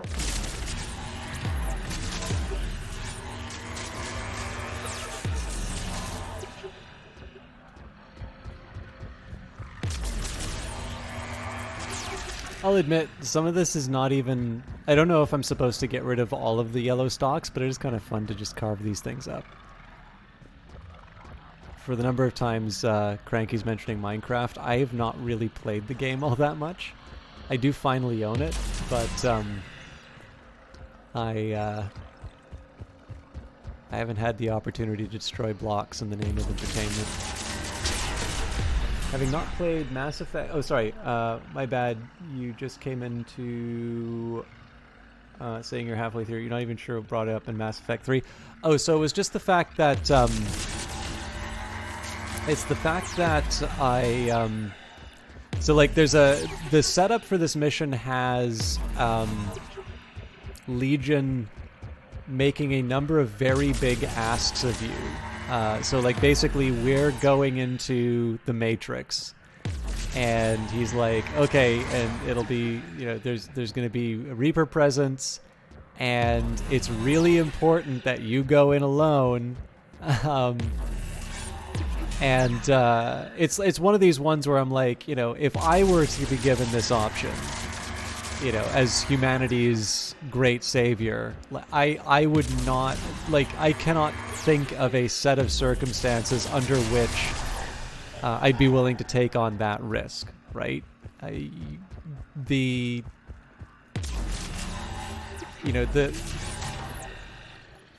to get, like, too dark about it, but, like, if someone, you know, even if they have a weapon, is like trying to get you to go into a car, the thing you should be doing is resisting it, because they're not trying to get you in the car to, like, put you somewhere where it's in your best interests to be, right? They're trying to get you more into their power.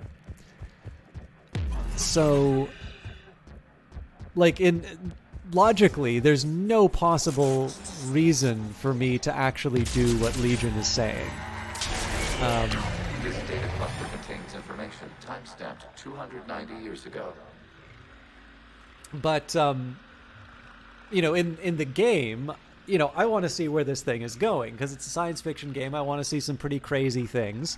And more importantly, I'm Commander Shepard, humanity's greatest hero, and it's not the most heroic thing in the world to run away from something like this. But I wanted to kind of present the contrast of saying, like, at this point, I have no doubt that whatever I'm about to see is going to be a jolly good adventure, despite the fact under no circumstances could I imagine a sensible person ever taking this offer up. And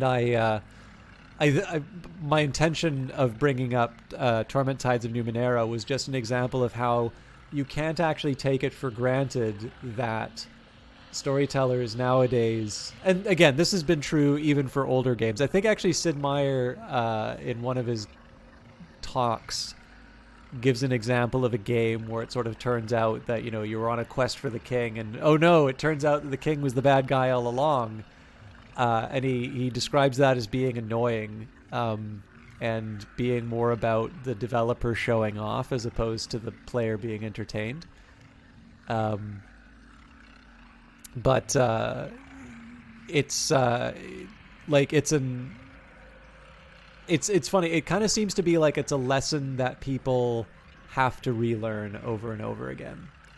So that's the only reason why that one came up, because it happened to be the most recent example I personally experienced of someone sort of breaking that contract of, you know, it's a video game, and if you're going to establish, you know, a different setting with weird rules, it's kind of a dick move to turn around and say, oh yeah, but you die for that. You say, having not played Mass Effect since the first one, what's happening here? It looks very much like one of the puzzle rooms in the early Assassin's Creed games. So we are in a Geth server. We have kind of connected our consciousness into this Geth environment, and this is sort of the representation of my consciousness going through this entity, with a sort of an interface that I am familiar with. So yeah, this would be comparable to the Animus in some senses, in the sense that it's also a representation of something that's if you were to actually see the process that's going on, would not necessarily look like anything that a human being would recognize. Creator, this unit detects no malfunctions. It is still capable of serving. You see? It's ignoring all shutdown commands. Please specify if it has failed assigned tasks. We will reprogram. Well, let's take a look. Creator, this unit is ready to serve. What has it done wrong? Let's cut the audio.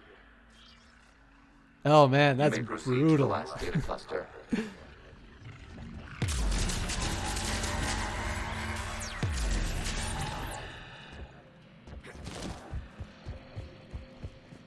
It is also a neat one just to sort of see the. So I think one of the challenges that I've been running into is as nice as a character, as nice of a character as Legion is, my sympathy is very much with the Quarians, and it feels like most people seem to just generally like the Quarians. At the very least, they like Tali, and so by extension, they'll like the Quarians. So I think what's happening inside this mission to a certain degree is reestablishing a certain degree of sympathy for the Geth. Because I mean, again, we talked about this previously. Like the thing about the Geth have this idea that kind of comes up in other really good science fiction stories in terms of the servant that becomes. Wait, this is where I started. This is the second time I've thought that this is. That becomes conscious. Like, so you're, at what point do you, it's not just the question about the consciousness or that, but specifically the way that we use computers and think about them, to continue developing it to the point of a proper artificial intelligence as defined in the Mass Effect universe would mean at some point that it ceases to be capital. It ceases to be a machine that we can use for our purposes, and it becomes a slave. And given that we do not tolerate slavery for very good reasons, we can't. You have this. I've gotten very lost.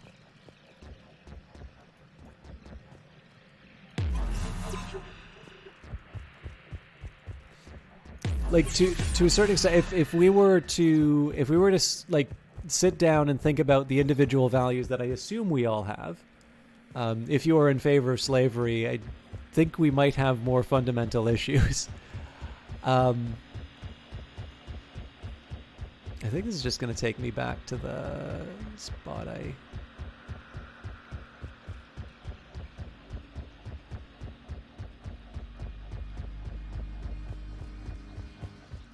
Okay, starting here again.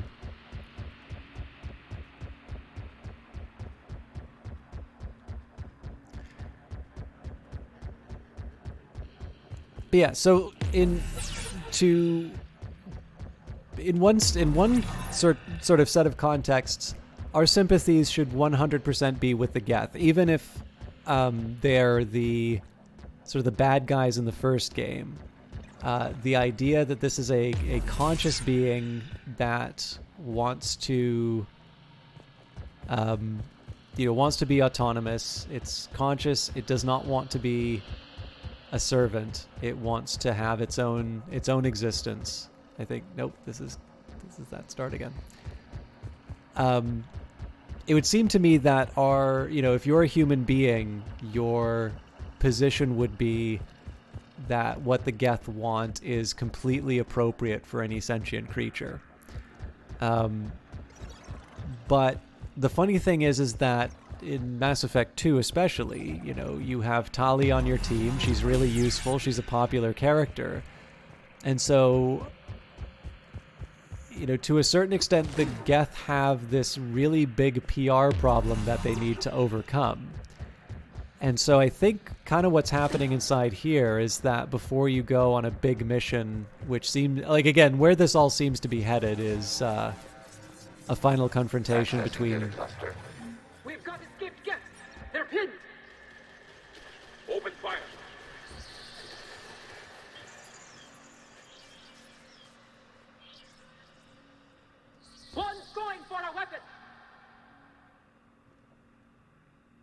So who won? The platform arming itself was an agricultural unit.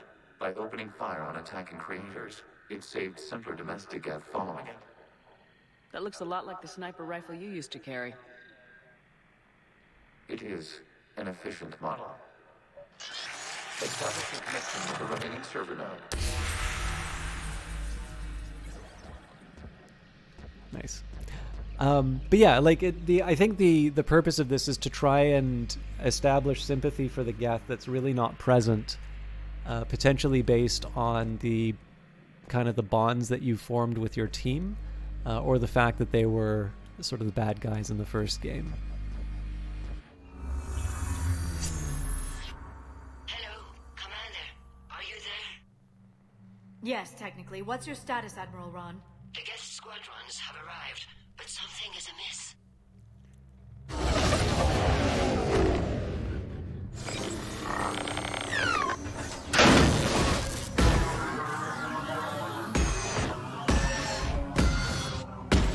I was gonna say, I always like that at the start of the stream. Fighters have stopped functioning. We will continue to hold out as long as we can.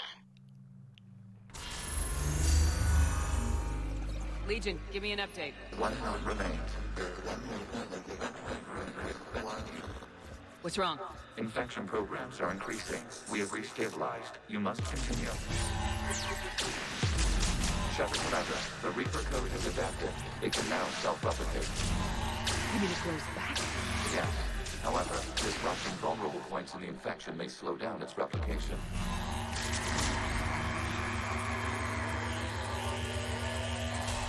Shepard Commander, target the vulnerable points of the infection to slow its replication speed.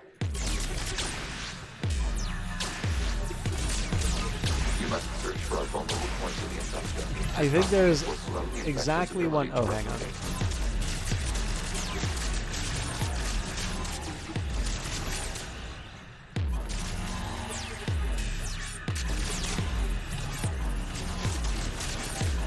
That makes a lot more sense.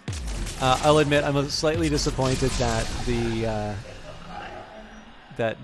Commander Shepard didn't say assuming direct control, and we got to take over the fighters.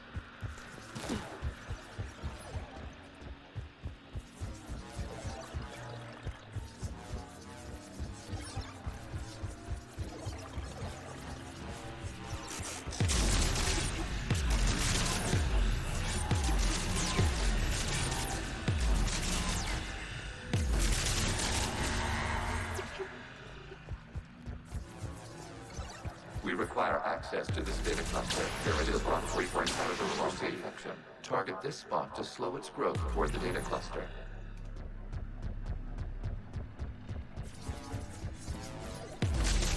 There is a vulnerable point on the infection leading to the data cluster. Disrupt the infection at this spot. It will slow regrowth long enough to access the data cluster. Shepard Commander, target the vulnerable points of the infection to slow its replication speed.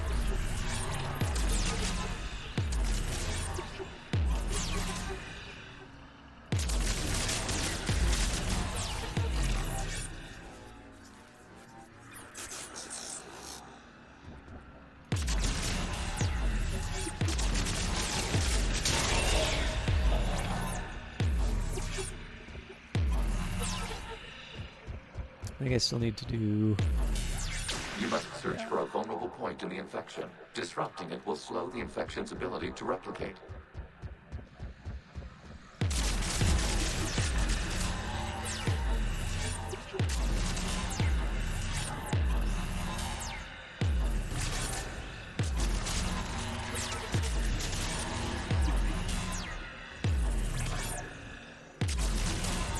There is a vulnerable point further along the infection. Target this spot to slow its growth toward the data cluster.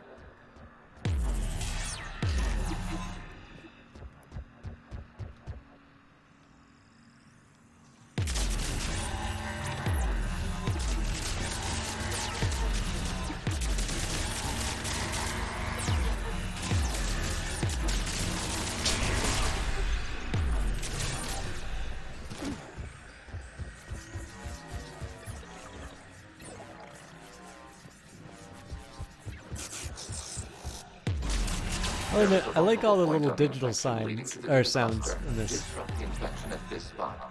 It will slow regrowth. We require access to this data cluster. Disrupt Reaper infection to proceed.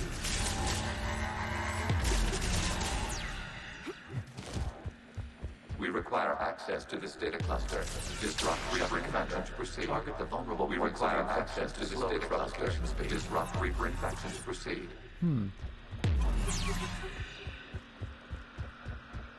I'll admit I'm not entirely sure which part it wants me to destroy now, because everything else, all the other ones seem to be, I seem to have cut back to the exact spot that it needs to be. We require access to this data cluster. Disrupt Reaper infection to proceed. Now I'm allowed to.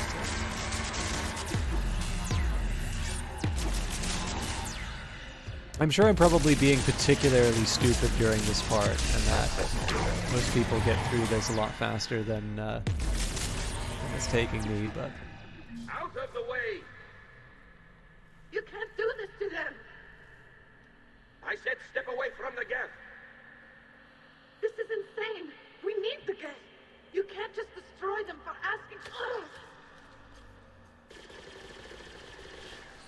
Time's up! Throw her in with the others. Looks like the war wasn't popular with everyone. We have kept records of these creators' sacrifices. They have largely been forgotten by their own people, but not by the Geth.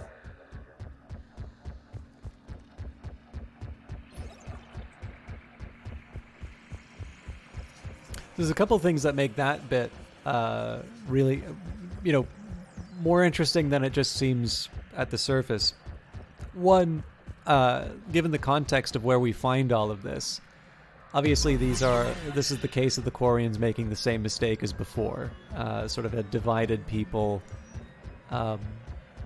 going into a war against the Geth that doesn't have, well, I mean, as I said, it's divided people, so you're not going to have a consensus about whether or not it's a just war.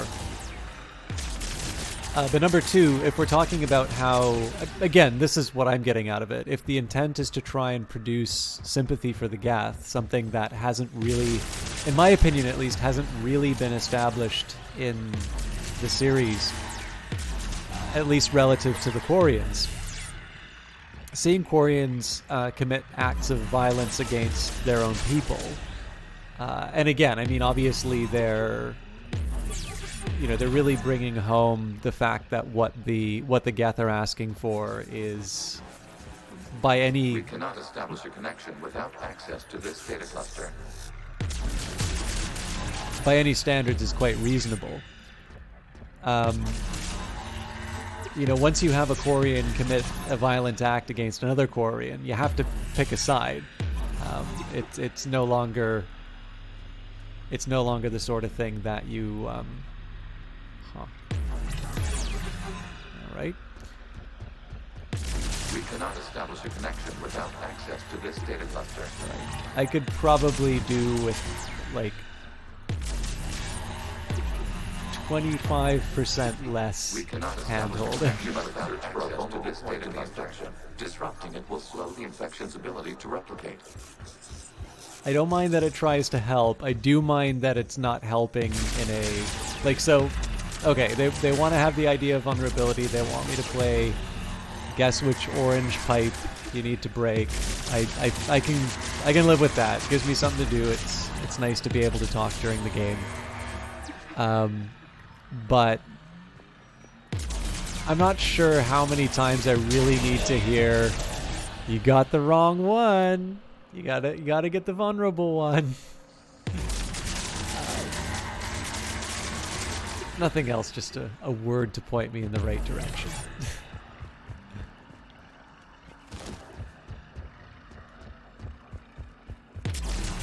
There is a vulnerable point further along the infection. Target this spot to slow its growth toward the data cluster.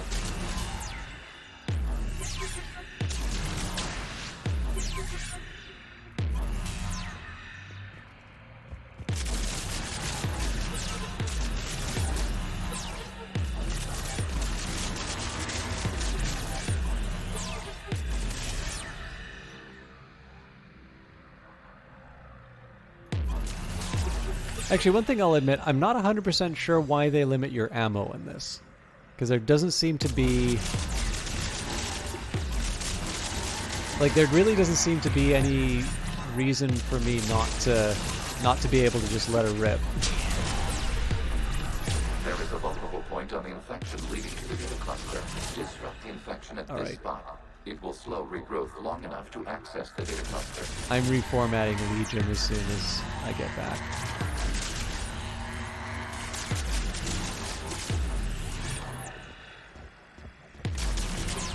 Shepard Commander, target the vulnerable I points of the infection to slow know! propagation speed.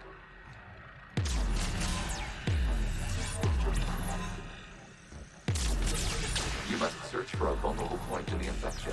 Disrupting it will slow the infection's ability to replicate.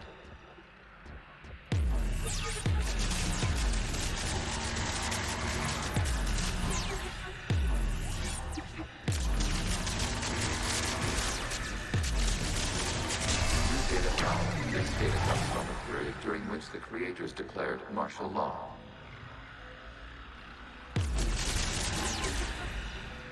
I repeat, release the rogue Geth units and come out of the safe house. This is your final warning. Creator Megara, this unit does not understand. It has not taken part in hostilities.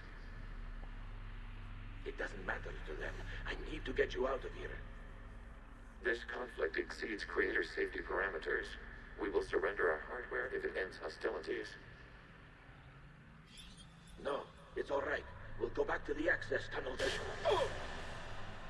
Creator Megara, what is your status?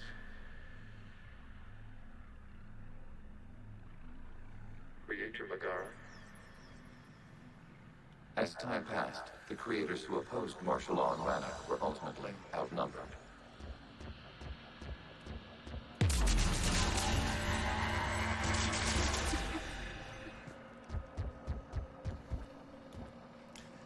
So I kind of have the feeling that I'm not going to make it anywhere new.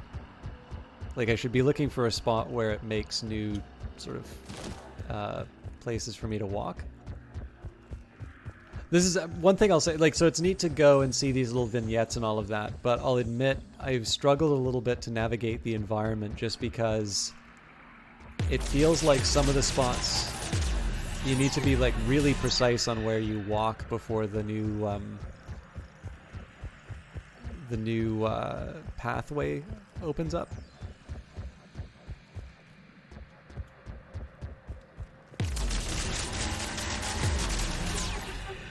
I might just be stupid though.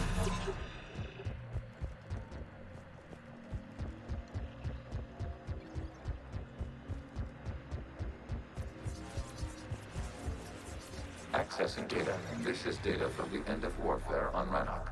The Austral is down. Do not engage the Geth. I repeat, avoid contact. Geth pursuit is breaking off 100 clicks past Rannoch. All captains fall back to the mass relay.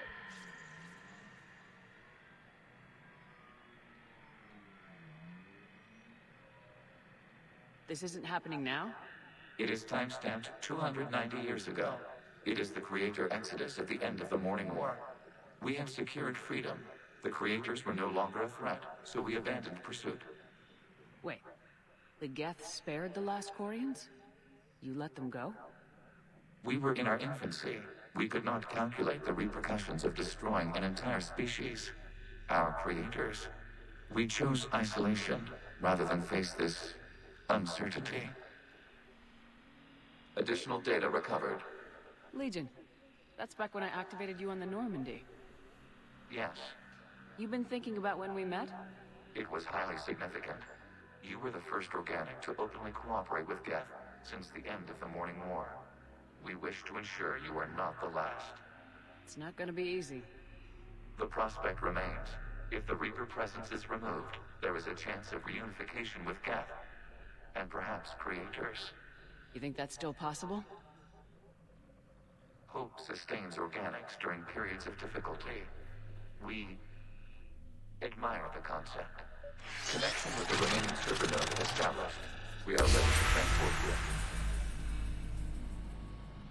So that's a kind of neat one. Like, you've got this idea where you're in the collective feeling, or, well, collective thoughts, let's say, of the Geth, and the last one that you encounter is Legion's memory of meeting you. I think that's a really nice touch. Even if they didn't add sort of the context for it.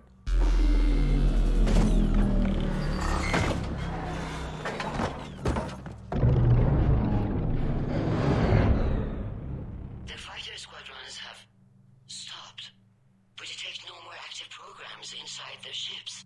Admiral Hangarl's fleet is driving them back. The live ships are safe, Commander.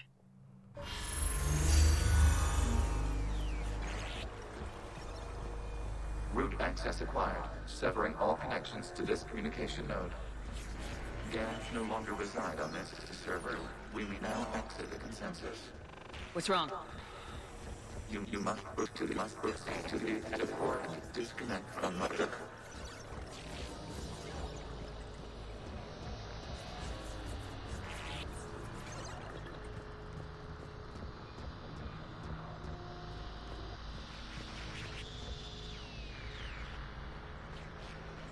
Terminating remote access. Removing programs. Deleting archives.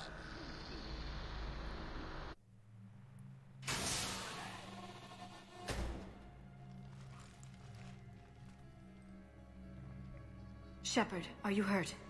Did it work? Geth fighters have been disabled. Any remaining squadrons attacking the live ships have withdrawn. The server is offline. Are you sure?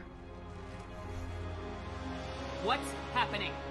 We have transferred Geth programs from the server into these platforms. Why? They wish to join us. They what? While Shepard Commander removed the Reaper infection, we judged we could persuade hostile Geth programs to reunite with ours. We were correct. These Geth have renounced the old machines and will oppose the Reapers.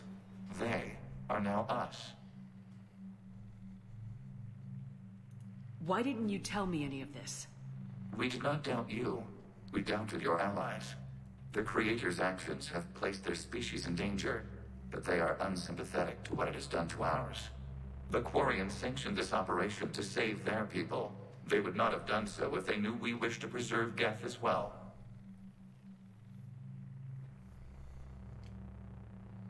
I understand not wanting to leave anyone behind.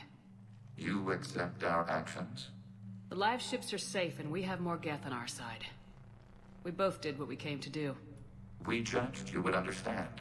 Prime units will be available once the Reaper signal has been located and destroyed.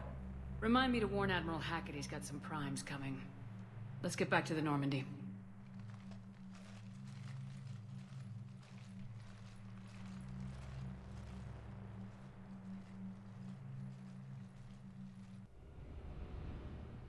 Impressive, Commander.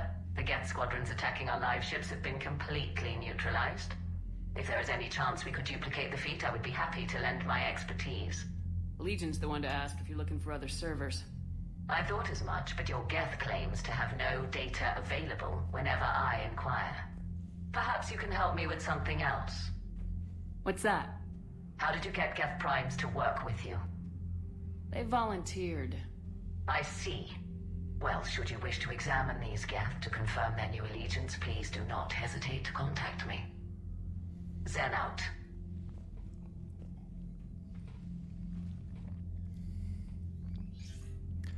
All right, that was another neat little mission. If you guys don't mind, I know I have been dragging my feet a bit with the game, and I babbled on a bit at the start, sort of thinking that I could pep myself up. I am gonna take. I don't want it to be as long, or I don't want it to be too much longer than my regular breaks. I am gonna take a minute though to just like get up and move and just try and kind of shake out the cobwebs a little bit. I'll take the chance to sort of refill my water and whatnot. So if you guys don't mind, I'll try and keep it around 45 seconds or so. If you've not done so yourself, maybe now would not be a bad time to grab a glass of water or otherwise take care of yourselves. I'm sorry to do this because I really don't feel like I've sort of given enough to justify a break.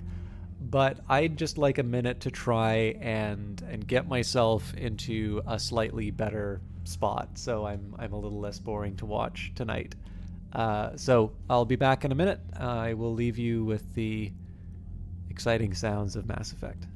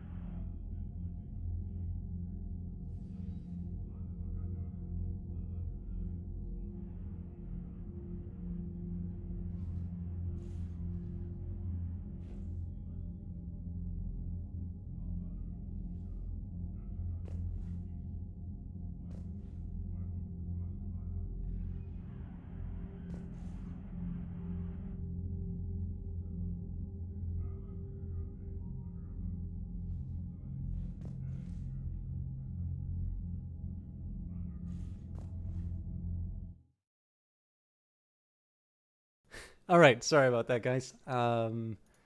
Yeah, I probably would have been better to go to the bathroom too, but no, actually, my great this detail a little bit later. But let me catch up with chat. So Uncle Craig says he's having a stretch and getting water, but it sounds like he's. I'll tell you what. Oh, sorry.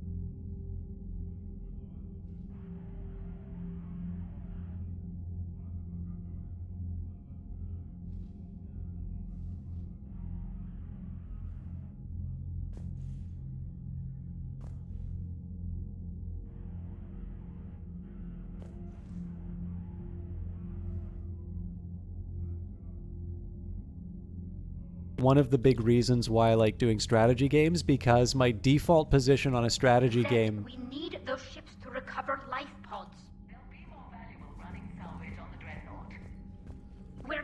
letting people in life pods die just so you can rummage through Geth debris. You yourself said the life signs were weak. They might already... Zen, you can always send a salvage team later. Unless there isn't a later because we're defeated due to a lack of Geth technology. Fine. I'm diverting ships to rest...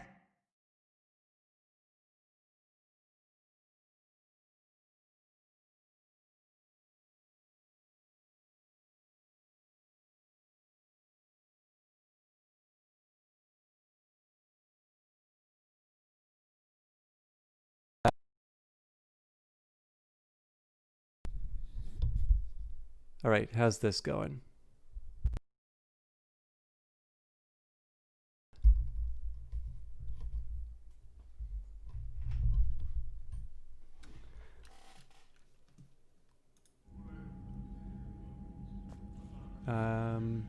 Okay, I think the mic might be better. Let me just take a minute here. Okay, thanks, guys.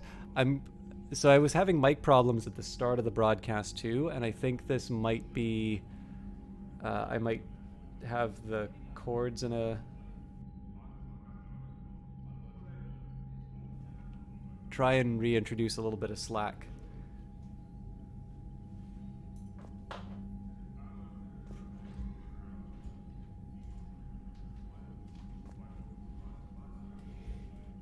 Sounds good. Okay.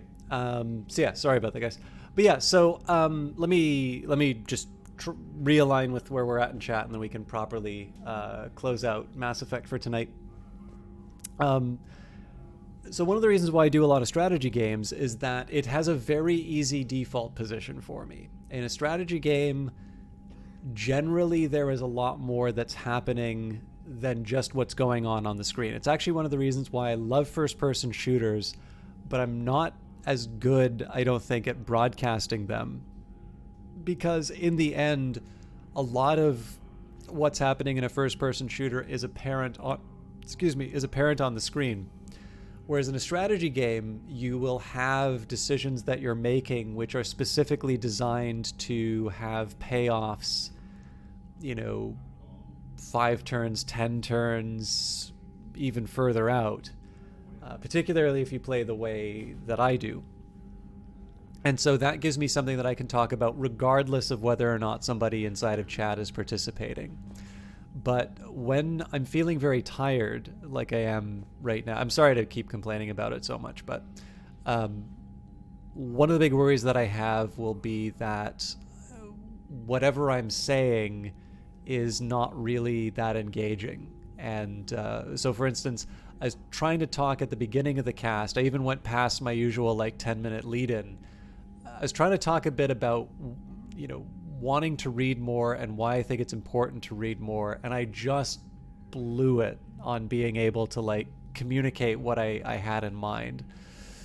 And so it's actually kind of nice, even if it so let's just imagine that 100% of everything that we talked about was already covered inside of the discussion. It's still actually helpful for me to have those kinds of questions and that kind of back and forth, because it means that people are engaged. And even, if I don't have to change anything and, everybody understands, that's great. That meant I got it right the first time. And, all that we've really lost, quote unquote, is maybe, a little bit of time where I could have been talking about something else. But the nice thing for me is it's a nice little reinforcement mechanism to know that, yes, okay, I'm still speaking coherent sentences.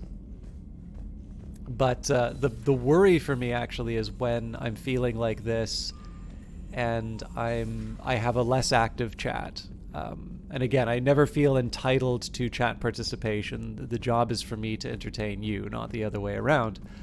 But that is one of those points where all of a sudden I get very much inside my own head, and it sometimes becomes quite difficult for me to broadcast under those circumstances, just because it's I stop thinking about what's going on in the game, or I stop thinking about some ideas that are emerging through the course of the game, and instead I'm spending so much time thinking about it's like, oh man, how do I how do I fake it that I'm feeling all right, or how, am I being entertaining enough or something like that. It's best if I can put that stuff down below. So that's a really long way of answering that. Like, I'm not that worried if I need to. Watching the Geth fleet move, it's like thousands of stunt flyers in formation. Creepy stunt flyers, whose ships look like some sort of cockroach wasp thing. I've learned that I need to save in this room, otherwise I'm gonna get locked in the floor again. But yeah, anyways, that's a really, really long way of saying,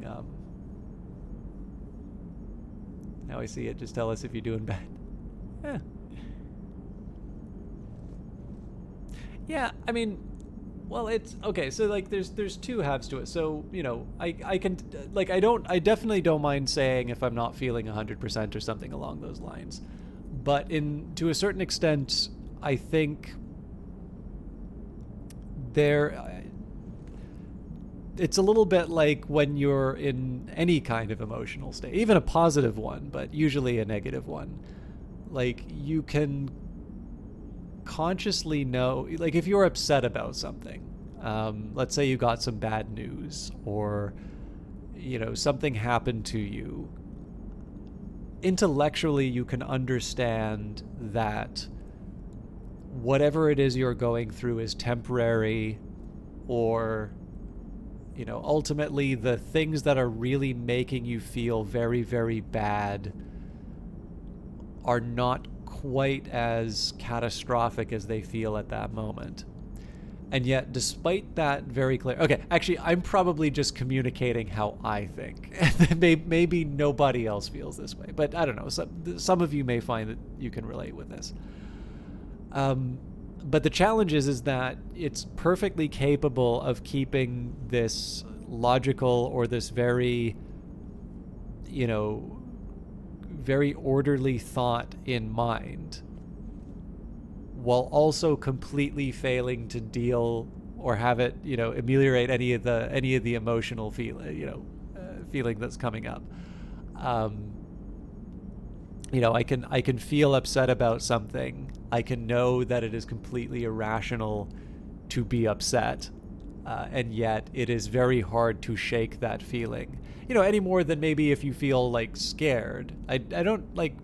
The fear is not actually something I feel that often. I think that's just because I'm lucky enough to live in a, Ottawa is not a particularly dangerous place. So, there can be some things that that definitely bring a certain degree of anxiousness up or something like that. But, I imagine that if you feel fearful, again, even if you have every rational belief that you don't have any genuine threat to your safety, you're probably still going to feel your heartbeat a bit faster, and you're going to be shaky. And these are the sorts of things that are very hard to shake just through reason alone. So it's one of these things that's kind of nice. Like, it's easy for me to get into my own head on these ones, and I don't necessarily feel a need to fake anything. But I'm also sort of aware of my tendency to be very self-conscious when I'm not feeling 100% switched on. And so being able to get a little bit of reinforcement from chat just in terms of the engagement. So again, the fact that you were asking questions was something where it's like, okay, somebody's picking up on what I'm saying. So at the very least, we've got that handled. And to me, I mean, that just it's helpful. You could call it a crutch, but I mean, I wouldn't be broadcasting on Twitch if I was completely indifferent to people watching, right? So you went into the Geth consensus? Like virtual reality? Yeah, it was strange, but I got out all right. Did you? I mean, how would you know? How would I know what? If you really got out. See, if the Geth experience everything virtually, then you could only think you're in the real world. What if this, like everything you're seeing now, is a simulation? It's like the one time there is an add-on dialogue. Commander? Shepard, you are now possibly the only living organic who has experienced the Geth consensus. Do you feel different? It's fascinating. Mind-blowing. I'm also a bit thirsty. And just like that, the magic is gone. Did you just say what I think you said? No. Hello, Shepard.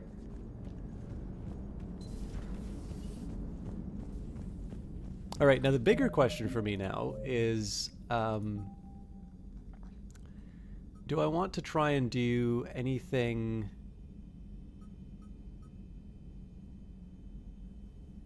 No, I think let's stick with Rannoch. I'm not entirely sure there's that many other...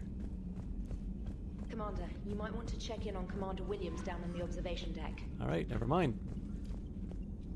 The Allied Primes are relaying any hostile combat data they can decrypt. I never thought I'd be linking Geth into the system. Commander? By the way, I think I'm going to do something a little different. So at the end of, or usually for the start of each broadcast, I do the codex entries and whatnot. This time what I might do is I'll run through the missions that I'm doing, and then to close off the broadcast, I'll do some codex entries, and then we'll do our host. I think that's how I'll handle that tonight. It's mostly just because I know I was a little more, I filibustered at the start. So, status update 314.20R from invalid extranet domain. Geth programs and hardware designation. Legion have requested Prime runtimes update. Shepard Commander on platform status. Complying. Prime platforms housed in server 02241-14511 remain stationed on Rannoch. Creator forces prevent transfer of Prime platforms to Geth transport vessels. Cessation of Creator-Geth conflict required to assist Shepard Commander designated allies. Awaiting conflict status update. Okay, so it did say Williams is on the observation deck, but here we'll do our rounds with everyone. I'm definitely spending a lot less time on these investigations than I used to, so it's not as big of a deal. I appreciate you checking in on me. Good to see you, Commander. James, are you going to make me regret coming over here? He vanished. Okay.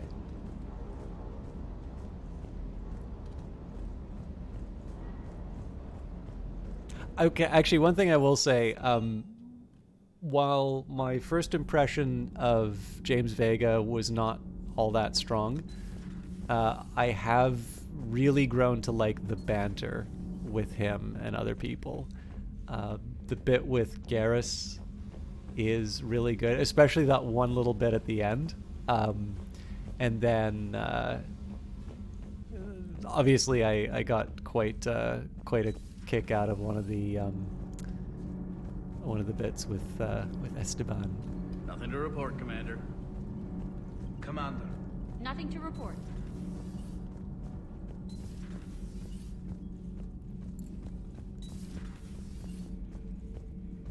Okay, Javik has now vanished.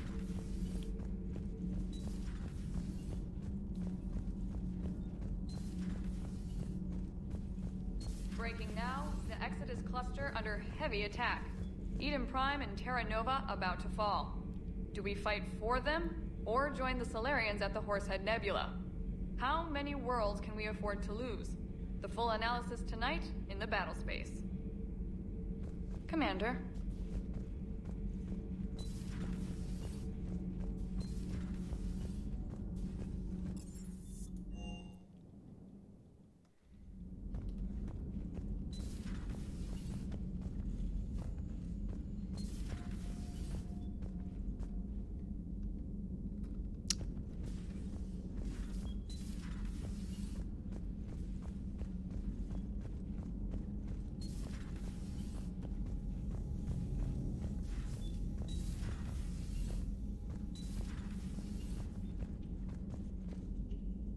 Now, call me crazy, but was I not told to see Williams on the observation deck?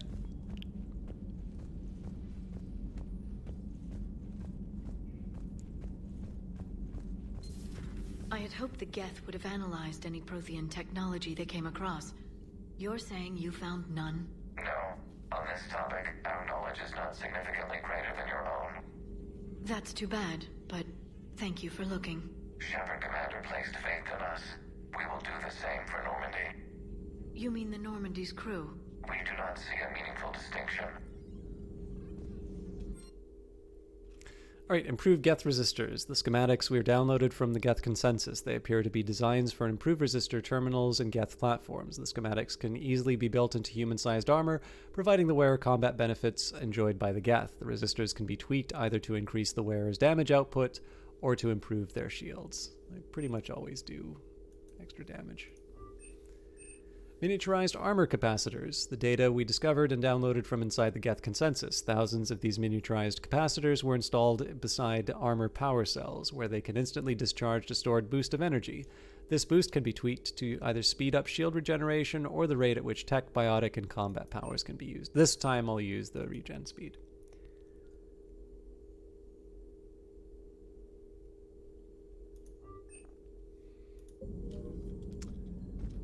Yes, I am very insecure Good in my to see you again, Shepard. in my status as a clever person. So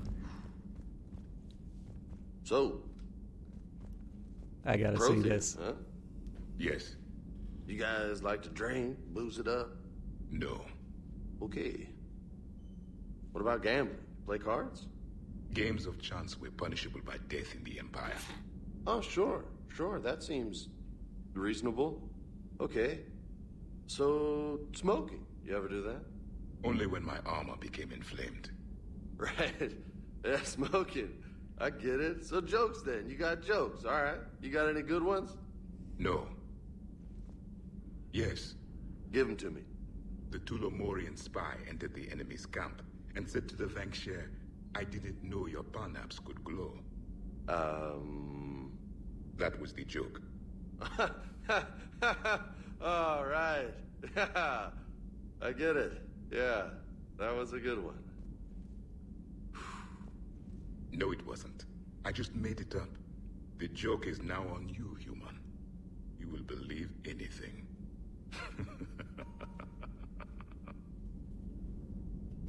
All right, I like that a lot. So yeah, I've definitely warmed to Vega over the course of the game. Once I see him interact with other people. Hey, Commander. James, what are you up to? A little cooking. Hope you don't mind. I was craving some of my abuela's huevos rancheros. Not sure what kind of eggs these are, but they seem to work. Oh, if you see Ash anywhere, tell her I'll save her some. I'm thinking she might need a little nourishment after last night. What happened last night? Yeah, we just needed to unwind a bit. She's a fun girl when she actually lets her hair down for a minute. Uh-huh. Not as good as my abuela's, but best thing I've had since I got on board. And maybe it's best I don't know what kind of eggs these are, no? Yeah, Cameron, this has actually been a thing that seems to happen a lot. I've had people kind of twist around like they're in The Exorcist in this. It's a little funny to see. You took a great risk in allowing a machine access to your mind, Commander. What if they had infected you? It's a rhetorical question, I guess. This platform can be of some assistance, Garrus Vicarian. I appreciate the offer, Legion, but this is something I know a thing or two about. It's been calibrated to The help. calibration of Normandy's weapon accuracy can be improved by 0.32%. That's all. You can't squeeze 0.34% out of it? Negative. That threshold is not possible. You sure? Take a look now. Scanning. Normandy's weapon systems have been improved by a margin of 0.43%. How did you accomplish this? A little secret we organics like to keep. Always hold some back for emergencies. Is our current situation an emergency? A Geth meddling with our computers, telling me how to do my job? No, I can't imagine that would qualify. Okay, apparently everybody just got a sense of humor tonight. So, a virtual Geth reality, huh, Shepard? There are a lot of ways I can think of getting a few kicks in this universe. That's not one of them. Not right now.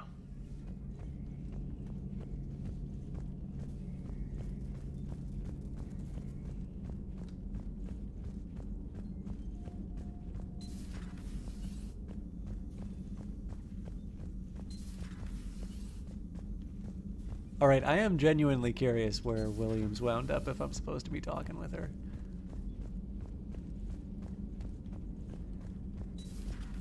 I think this is my last deck for checking things out.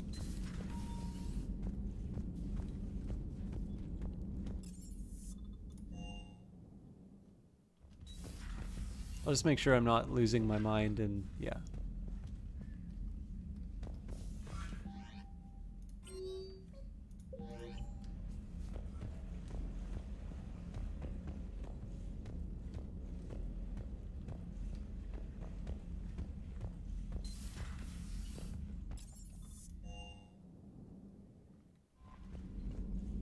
Commander?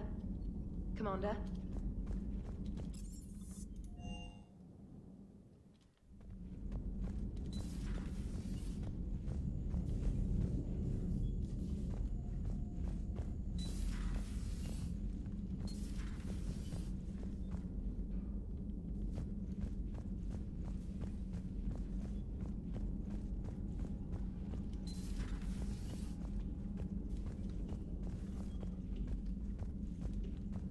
Well, whatever it is, it can wait till the next mission, so.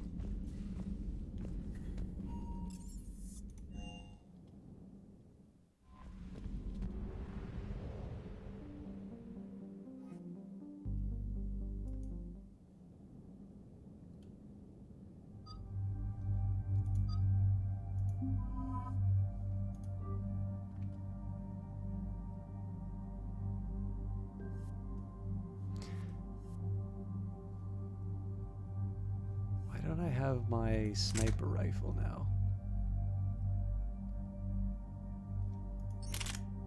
Okay, so we've got the Black Widow, the Viper, the Valiant, the Mantis, and then the Javelin. Interesting.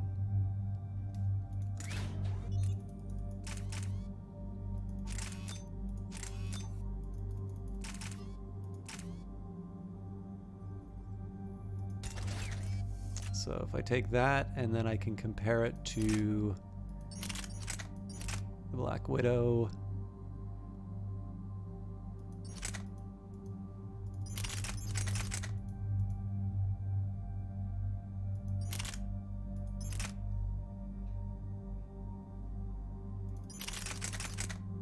Yeah, it's a tough one.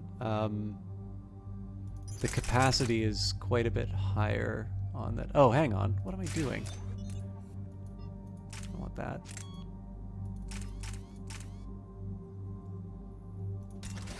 Yeah, so full damage capacity is a bit lower than the... You know what? Let's give this a shot. This is probably not the time for me to be... Oh, hang on. It's the weight that'll sink it. Nope, Black Widow's still... Okay.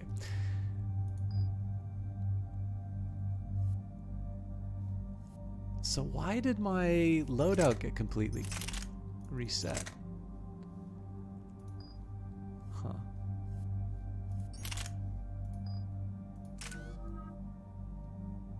I might be making a mistake doing that, but... The sinking laser needs a line of sight. What's the fastest route? The upper entrance. Target the base before the Geth can organize resistance. What about you? We will deactivate defense systems and acquire an escape vehicle. You can do that? This unit still carries remnants of the old machine upgrade code. We can break any Geth security. You are concerned. You know your limits. I trust you. I'm more concerned you didn't tell me about the upgrades. You were tolerant of our recovery of Geth intelligences from the server, but this matter is different. Personal. You were ashamed. Shame is an emotional or cognitive response to societal judgment. It should not apply here. I'm on your side here, Legion. I want to help your people. We did not intend to cause offense. How'd we get here? The Geth are better than this. No. Based on empirical evidence, they are not. Yeah. Proceed to the upper entrance. We will exit here and procure an escape vehicle. Got it. Legion, good luck. Acknowledged. Yeah, well, for me, it's really just about maximizing the damage my sniper rifle does.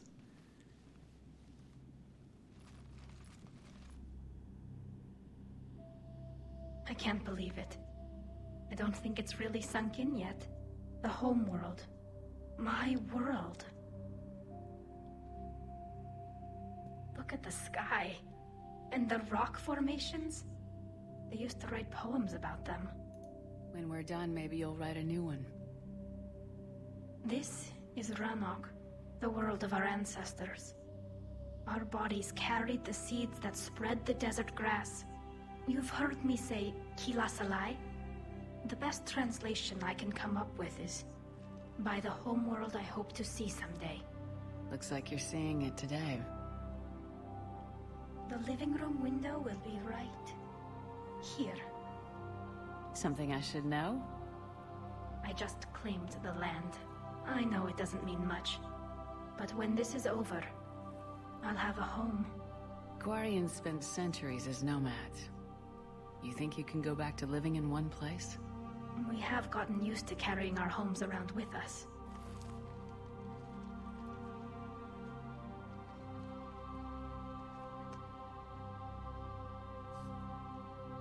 Well, that's a start. It's not a bug. The game is foreshadowing that the planet will be lost.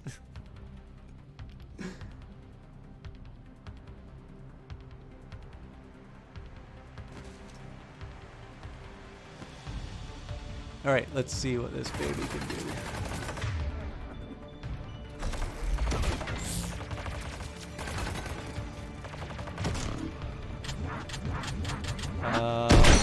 Oh crap. I do not like this at all.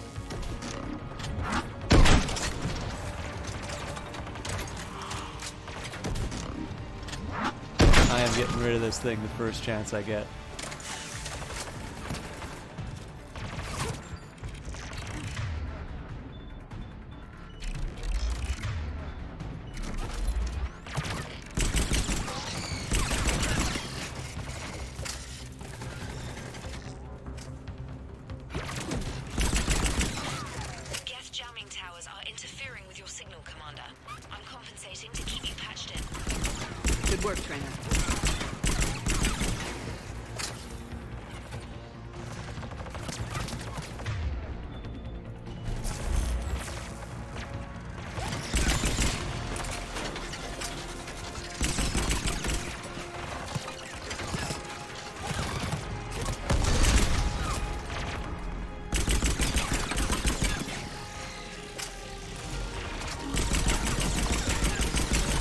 Really nice of them not to turn around and shoot me.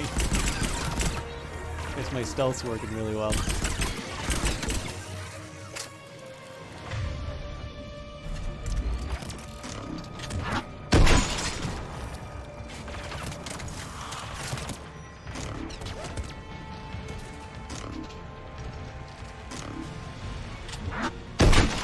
The one thing that's nice is the big purple outline it gives. Like if this were at a far range, I could definitely see how I'd be able to pick stuff off that would be really difficult in a... Climb to the upper level before Geth units can fortify their positions. We're on our way. Under like normal... The heavy fleet has a clear path. All forward. Geth fighter presence is negligible. Patrol fleet, break cover and engage. I don't think I can change the loadout here, but...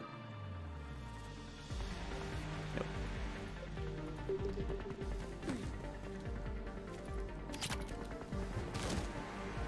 But yeah, other than that, I just don't think it has enough ammo, and I do not like the charge before. Like, I don't know, the sniper rifle that I would like the most would be one that has, all things being equal, the largest number of shots in a clip. I usually pick maximizing on damage, although if it's a small reduction in damage in favor of getting a larger clip, I'm okay with that. And the most important one for just about any gun that I use in any game that has a shooting component is the response has to be immediate. Like if it's something that's a charge up, like I think, what's it called? I think there's like a fusion gun in Destiny 2. I cannot stand weapons like that. Like I kind of have to have them. I kind of have to have them respond as soon as I give the order. I feel like I'm missing something obvious.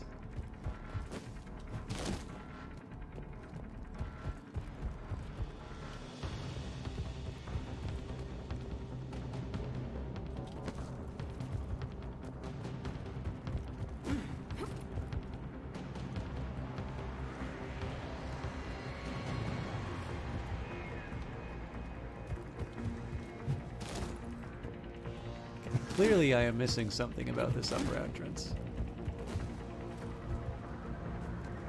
Okay, sounds good, Cranky. Oh, I get it. I gotta go on the pipes and then... I was gonna say, I'll probably still be trying to figure my way out to the upper entrance by the time you get back, but enjoy your Uber Eats and see you when you get back.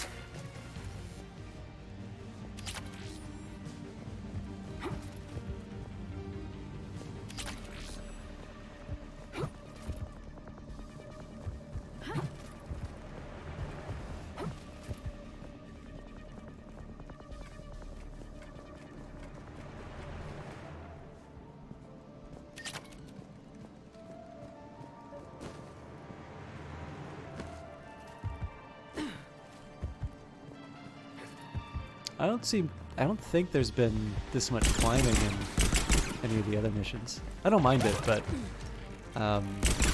it does kind of feels a little more like how like Mass Effect 1, if I'm completely honest.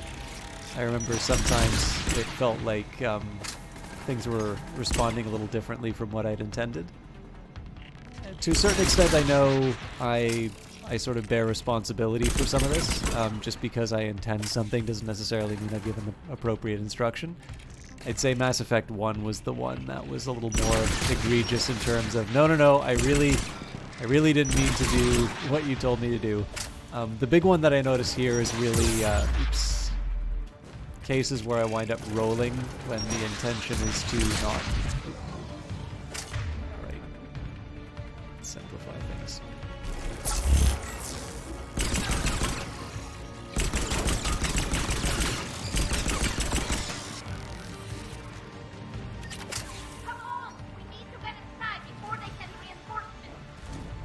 So that's a perfect example of, like, I definitely don't intend to just go bouncing around like that, but...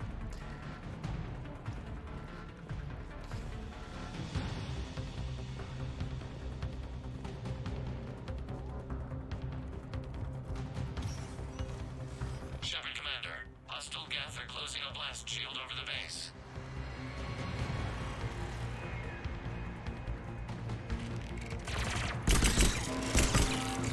Can we shoot through that blast shield? Not an option. The Geth would scramble a defense before we broke through.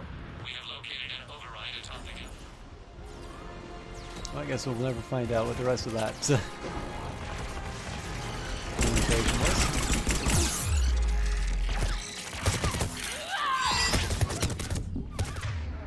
I'm probably dead, but let's try.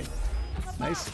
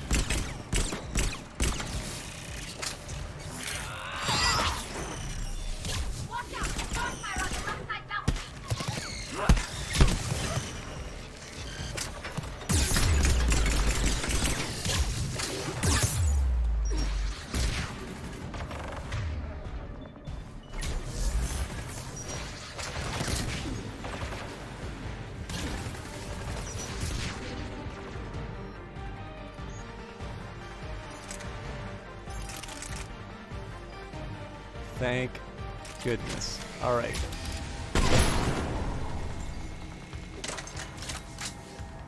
My beloved.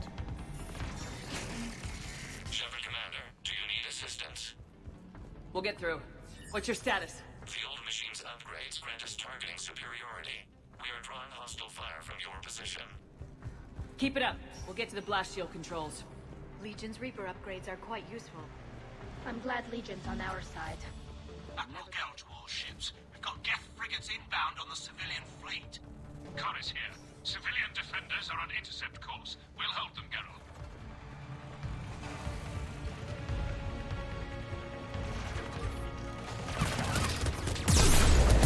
Legion, hit the override. We have gained system access. Under bypass security. Stand by.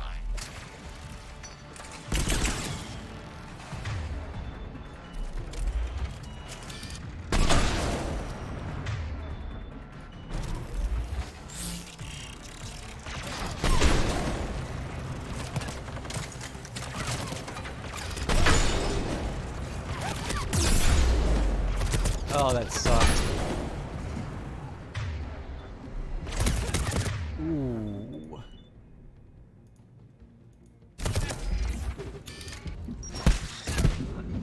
Ridiculous. Okay, that I'm really mad about. Because that was about 3 instructions that were totally different from what I intended to happen. But that's life.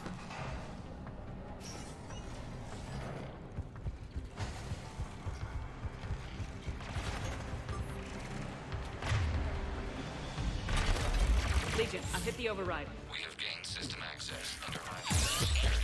Stand by.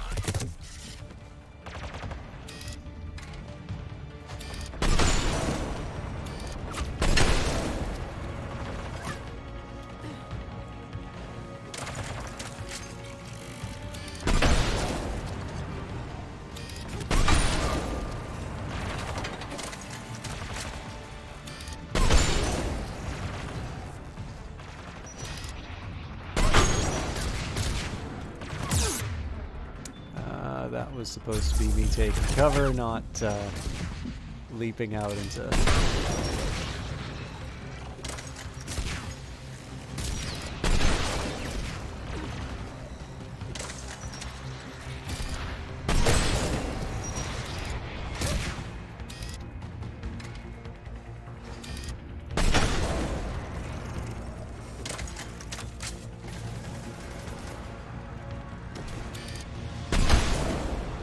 I'm assuming hunters show up at some point.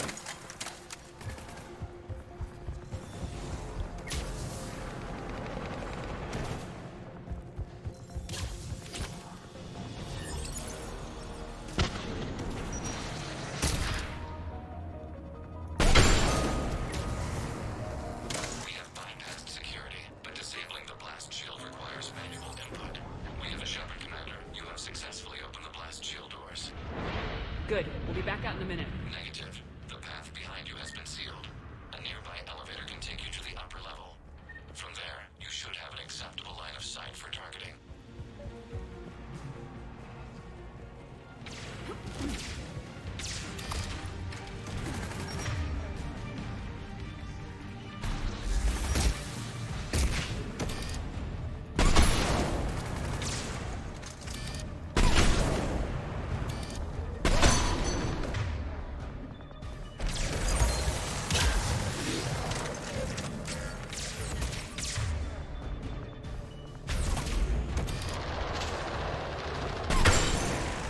It's hard to find the head there. We have sent you the nav point with a new targeting location. Admiral Rand to all ships. The patrol fleet has broken the Geth flank. Permission to pursue. Get Granted. I guess they really don't want Good us. hunting.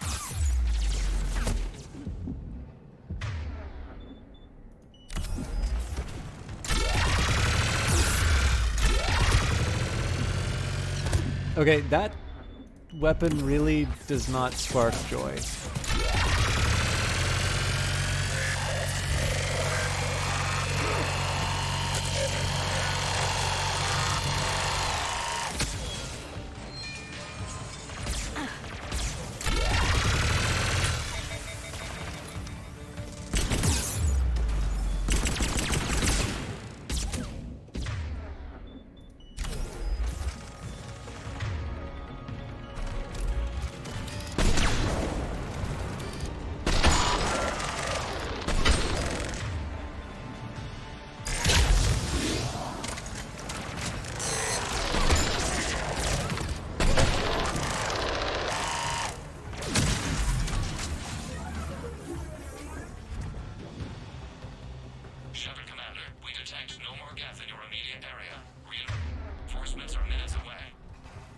getting anything from the base? No. The old machines have not registered us as a threat. We recommend haste. The Creator fleet will be overrun unless you sever the Geth connection to the old machine soon. This battle was centuries in the making. To see it finally end. Normandy's weapon systems are ready to sink to your target. I recommend you withdraw to a safe distance.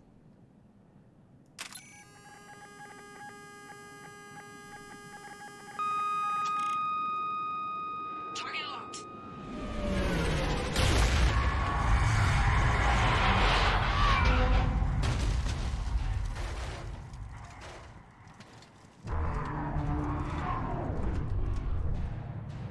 This is where the Thresher Maw comes out now, right? Reaper! Oh, close enough. We have located transportation. Copy that! Everybody get to the ship! Move!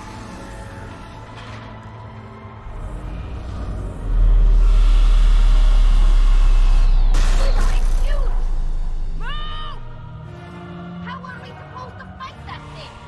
I was hoping your fleet might lend a hand! No!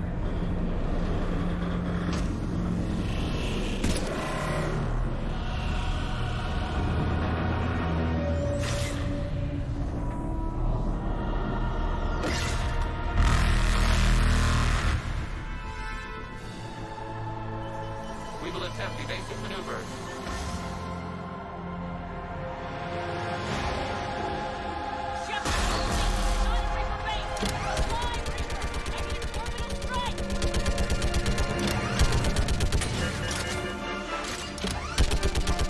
I'm not really sure what I'm supposed to be shooting right now.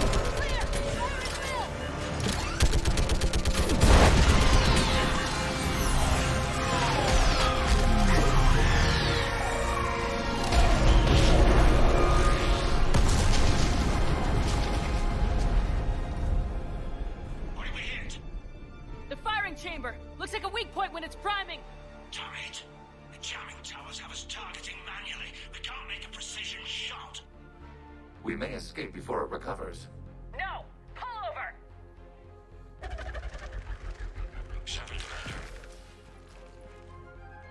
If we run away, the Geth stay under Reaper control and the Quarians are dead.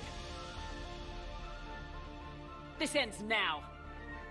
Edie, patch the Quarians to the Normandy's weapon system. I want the targeting laser synced up to the whole damn fleet.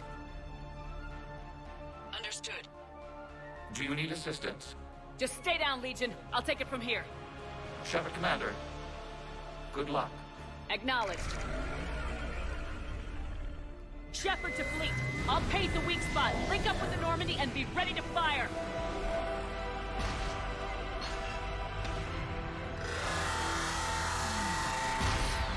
The destroyer is in range. Missiles are ready for launch.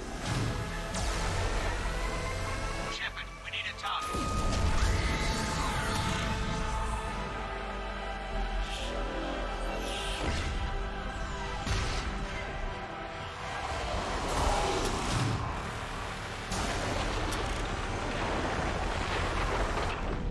Okay. I thought I was painting the target.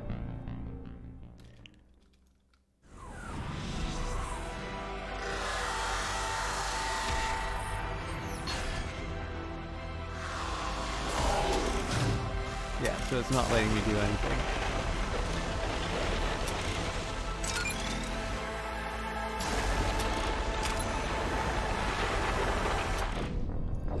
Alright, fair enough. So I gotta find a way of getting clear. I wonder if I just go as clear as possible out of that beam, if it still follows me.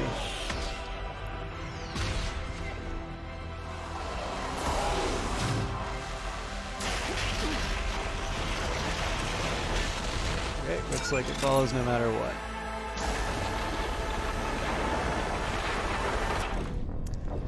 Yeah, alright, so I can't run for the full duration.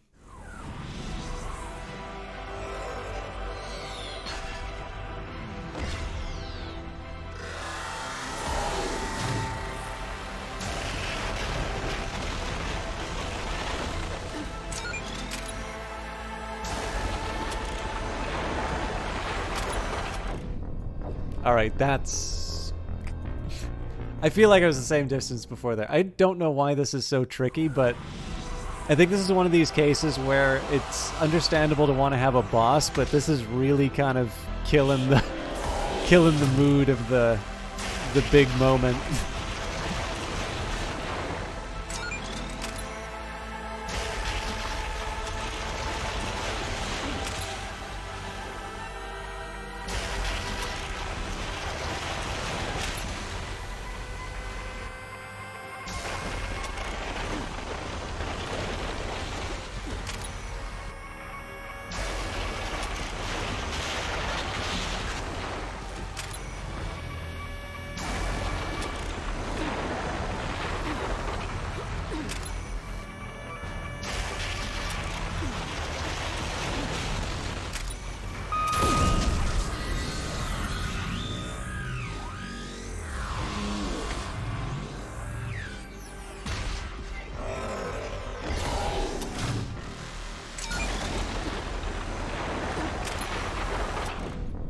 Oh, this is so irritating. Okay.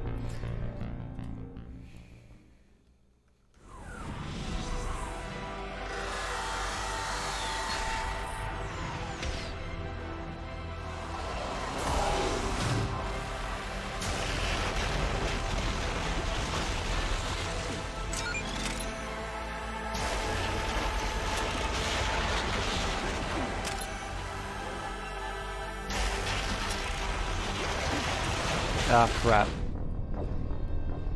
I didn't realize until it was too late that I was too far on the side. All right.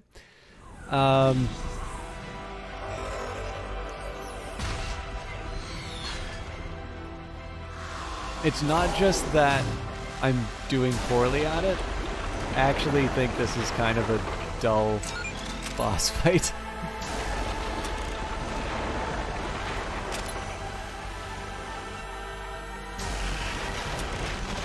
I might run out of room again. Yeah. I don't know if it's just because it's not so clear how far you need to clear to be effective at dodging, or how long it takes the target to go, but like this is not exactly doing it for me.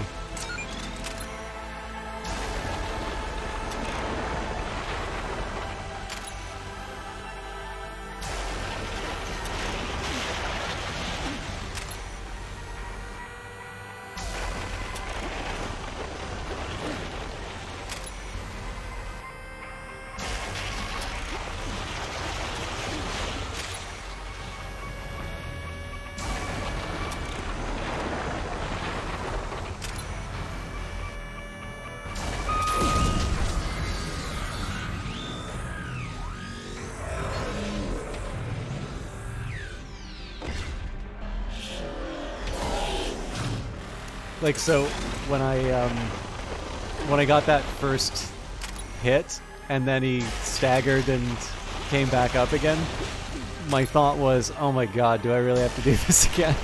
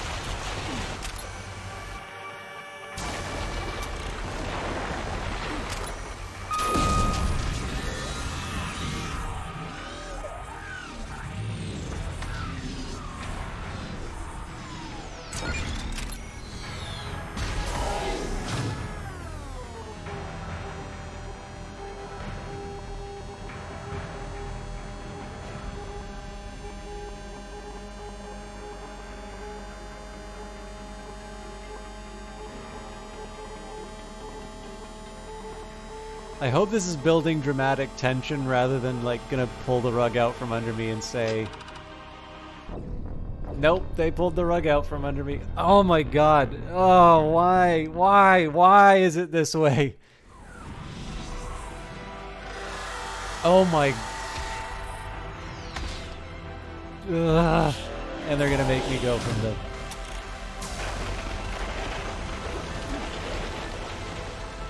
Alright, I'm gonna try not to complain too much about this, but this is not fun. I was like, okay, maybe, you know, rule of threes, right? You just got to get it done 3 times. It's like, nope, they're going to make me do it more than 3 times.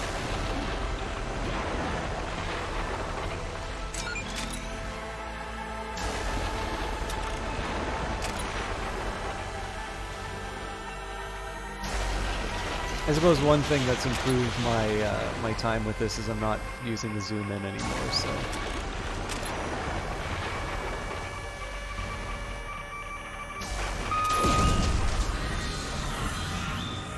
Should probably pick a side for the next round.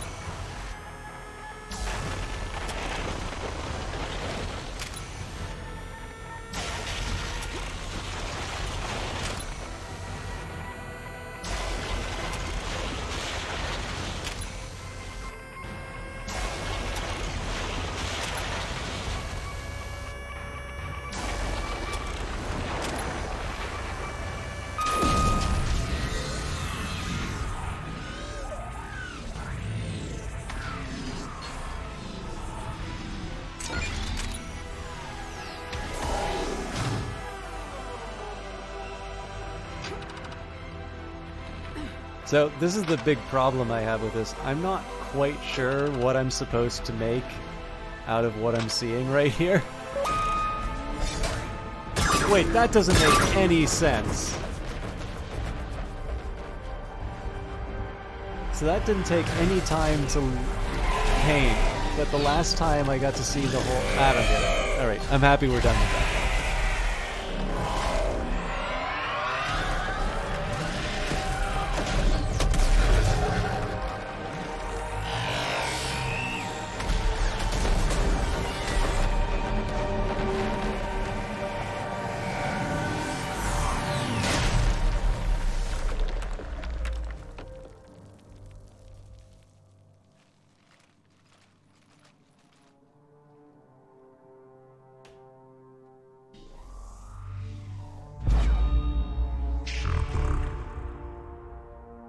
You know who I am? Harbinger speaks of you. You resist, but you will fail. The cycle must continue. What are you talking about? We stopped Sovereign and the Geth. We stopped Harbinger and the Collectors. We've earned a straight answer. It is not a thing you can comprehend. We might surprise you. You represent chaos. We represent order. Every organic civilization must be harvested in order to bring order to the chaos. It is inevitable. Without our intervention, organics are doomed. We are your salvation. You're killing everyone in the galaxy to save us? The cycle must continue. There is no alternative. Organics and synthetics don't have to destroy each other. The battle for Rannoch disproves assertion. Finish your war. We will be waiting. We did it. We killed a Reaper. Keela. We can confirm that the Geth are no longer being directed by the old machines. We are free. You did it, Shepard. The Geth fleet has stopped firing. They're completely vulnerable. Shepard Commander, the Geth only acted in defense after the Creators attacked. Do we deserve death? What are you suggesting? Our upgrades.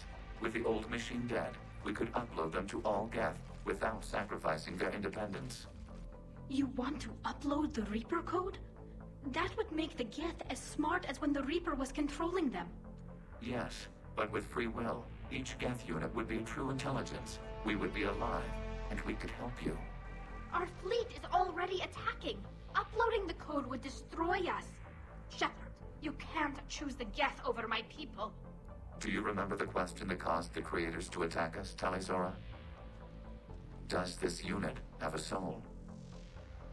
Oh man, I don't think this really strikes me as a choice where we're losing one of the people. Okay, yeah. Before I do this, that's actually kind of a shame that the Reaper battle took the shape that it did, because like we had the really great moment with the Mega Thresher Maw fighting the Reaper. That was a really exciting moment. That was definitely a big kind of a big finale.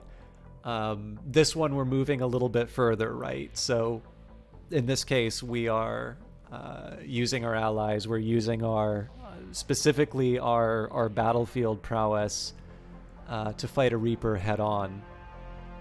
A fully formed Reaper. Obviously in Mass Effect 2 we took out something like a Reaper.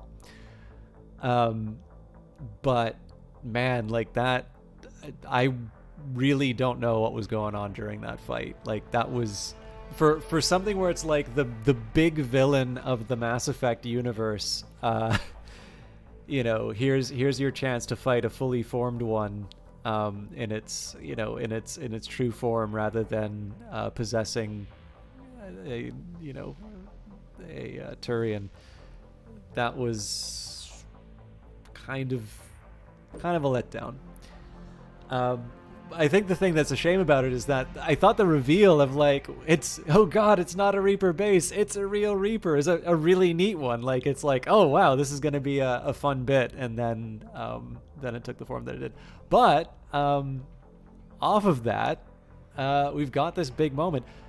Yeah, the thing is that I don't know if it's I don't even really have a major moral justification for this. So Legion does kind of let me off the hook by saying, is like, well, they'd be like you, then they'd have a soul. Well, now they let me off the hook because they haven't attained that yet. I could be denying it to them. I could be, there's any number of things I'm doing. I suppose the case that I have here is that I have the potential of what the Geth could become versus the reality of the Quarians coming back onto the homeworld. And it would strike me that being an ally and then immediately turning around and saying, I'm going to let I'm gonna supercharge the Geth, and you guys are gonna go flying into the Maw, and congratulations, you're now extinct, is both inconsistent with the role that I've taken as sort of the savior of the universe and or the galaxy, and I don't know, like it's not a choice I necessarily want to make. If the game's going to force me to choose between the Quarians and the Geth, I choose the Quarians, and it's a really tough one because the Quarians really are purely the aggressors here. But I don't know. I'm sympathetic to the biologicals. No, I can't risk the Quarian fleet. Not to save the Geth.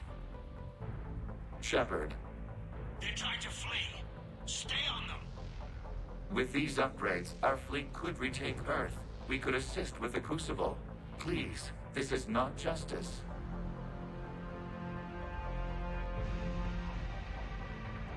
No. Nobody else dies today. Legion, upload the code. Tally patch me. I was wondering if that would be an option. Uploading. 20%. All ships, this is Commander Shepard. The Reaper is dead. Stand down. This is Admiral Talizora. Shepard speaks with my authority. And mine as well. Negative. We can win this war now. Keep firing. 60%. The Geth are about to return to full strength. If you keep attacking, they'll wipe you out. Your entire history is you trying to kill the Geth. You forced them to rebel. You forced them to ally with the Reapers. 80%. The Geth don't want to fight you. If you can believe that for just 1 minute, this war will be over. You have a choice. Please. Kila Salai. All units, hold fire. Error. Copying code is insufficient. Direct personality dissemination required. Shepard Commander, I must go to them. I'm sorry. It's the only way. Legion, the answer to your question was yes. I know, Tally. But thank you. Kila Sanai.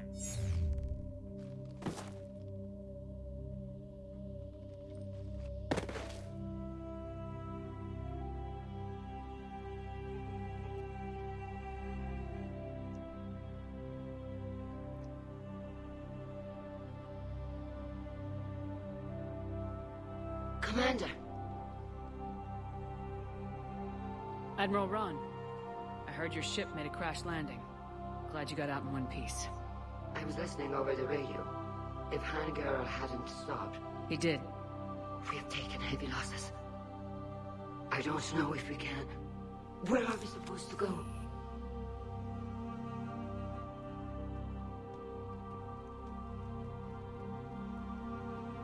You are welcome to return to Rannoch, Admiral Ron, with us. Legion? No, I'm sorry, Commander. Legion sacrificed itself to give us all intelligence. It will be honored. Good. And we will honor Legion's promise. The Geth fleet will help you retake Earth, and our engineers will assist in building the Crucible. As will ours, of course. Admiral, had you considered possible settlement sites? The southern continent had excellent farmland, as I recall. Are you gonna be okay? I believe so, Commander. Thank you.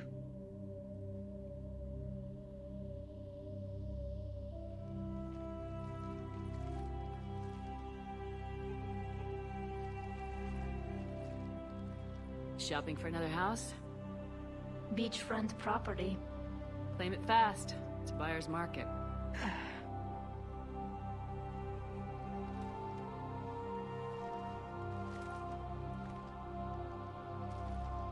You okay? I know working with the Geth will be difficult. I'm not staying. I'm coming with you. I thought your people needed you. What do I know about negotiating with AIs? You and Edie seem to get along. My people need me out there. Sooner or later, the Reapers will come for Rannoch. We did just kill one of them. So I'm coming with you to stop them. If you think I can help. You can help. Thanks. When this is all over, when I know my world is safe, then I can come home.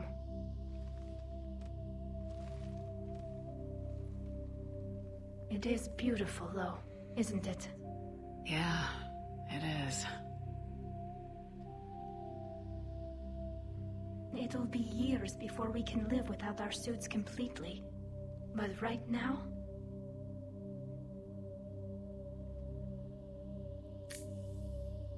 Right now, I have this.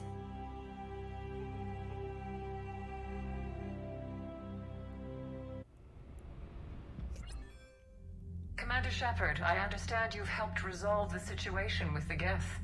Yes, Counselor. 2, in fact. I've read the reports. You ended a war 3 centuries in the making. Had a lot of help. We have isolated pockets of remaining Geth. As best we can tell, they are Geth bodies loaded with Reaper code.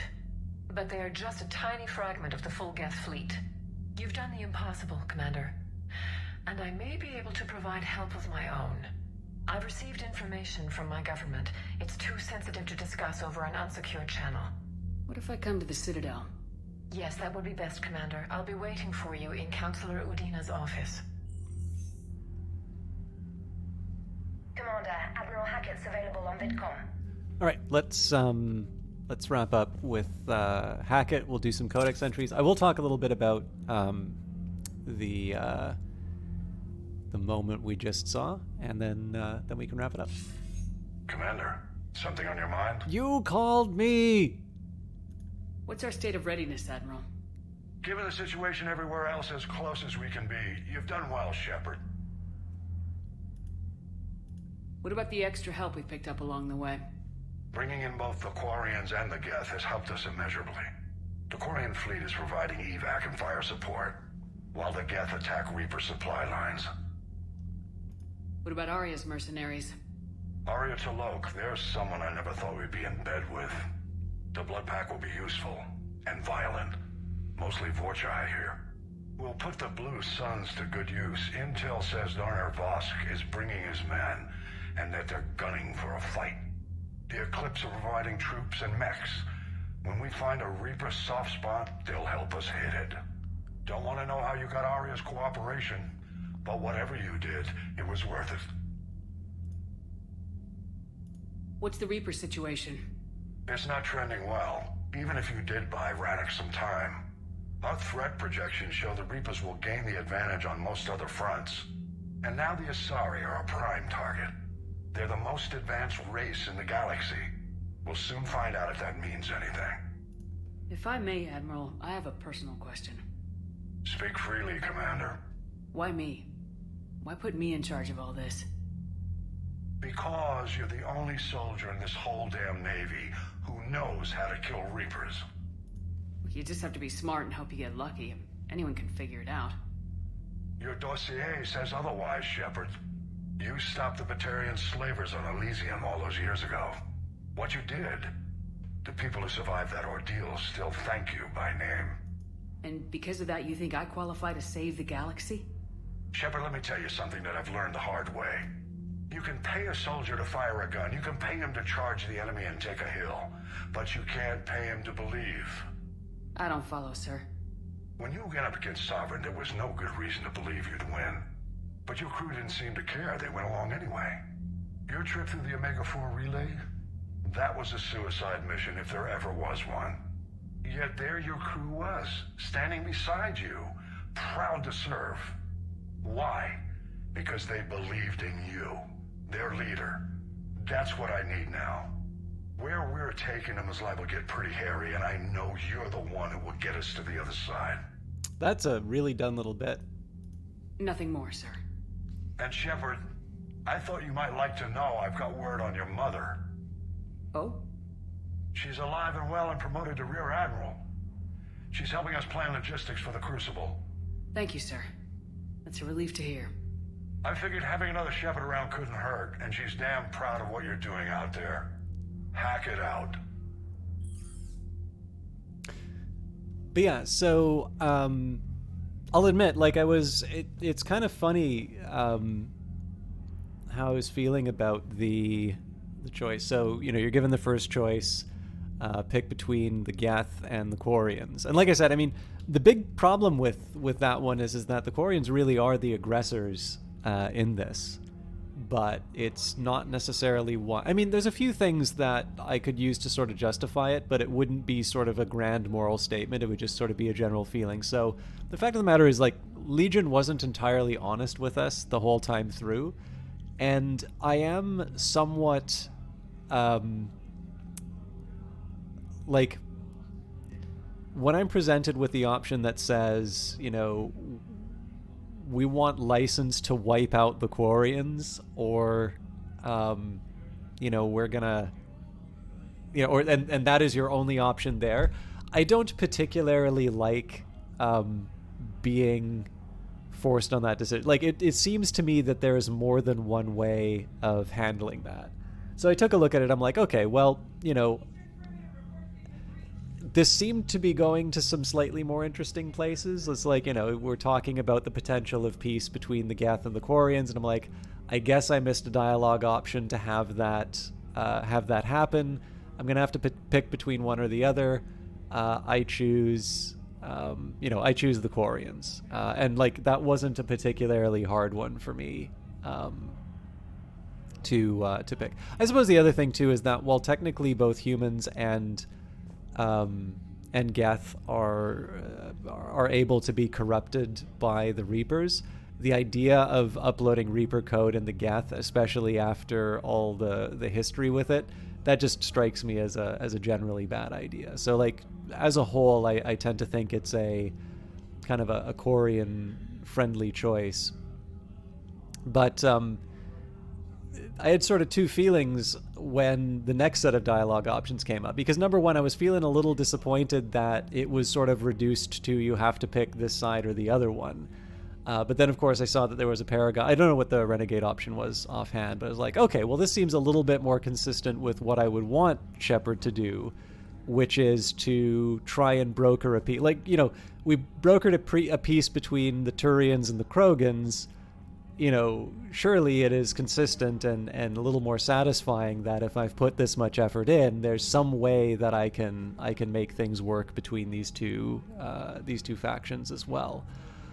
On the other hand, it could be that choice that you're doing is foreshadowing a decision that you need to make with the Reapers, that maybe you're given some sort of offer you can't refuse. Obviously, like the Reaper that you talked to said that they were a necessary evil, that what they are doing is necessary for the survival of organic species. I'm not entirely sure how they square that circle, and I am quite sure that the story will, provide a justification for that line. But, that's possibly where that was going, that ultimately you need to make a choice between biological and synthetic life. And it seemed like, to me at this point, biological wins, if only just because that's who I am. But if that's where all of this is heading, I suspect that they will probably provide me enough information to do that. So I'd put it to you this way: like I chose the Quarians, but I felt bad about losing the Geth. But I was, there's a side of me that always says, like, when you get a nice, tidy option where there's no cost for your actions, it sometimes feels like you get away with it a little bit too easily. But one, it is consistent with actions that I've taken earlier on in the story. And number two, like, you have to have a certain level of Paragon to be able to do that sort of stuff. So I feel like it was kind of a decision that was earned, and so I didn't necessarily feel like I don't necessarily feel like the game went wrong by doing that. I actually rather do like the fact that the game forces you to make a choice and then gives you the follow-ups. I don't know. I just really like the way that it was presented. Because you learn a little bit about yourself, even if they do ultimately give you the option to move on. All right. Geth Core. Until recently, the Geth expected nothing but violence from organics and designated themselves accordingly. All Geth platforms are armed, shielded, and built to withstand combat. When they're on the battlefield, enemy tactics and positions are swapped instantaneously between the AIs. The Geth also employ turrets and drones, expendable hardware, support to keep losses of network platforms to a minimum.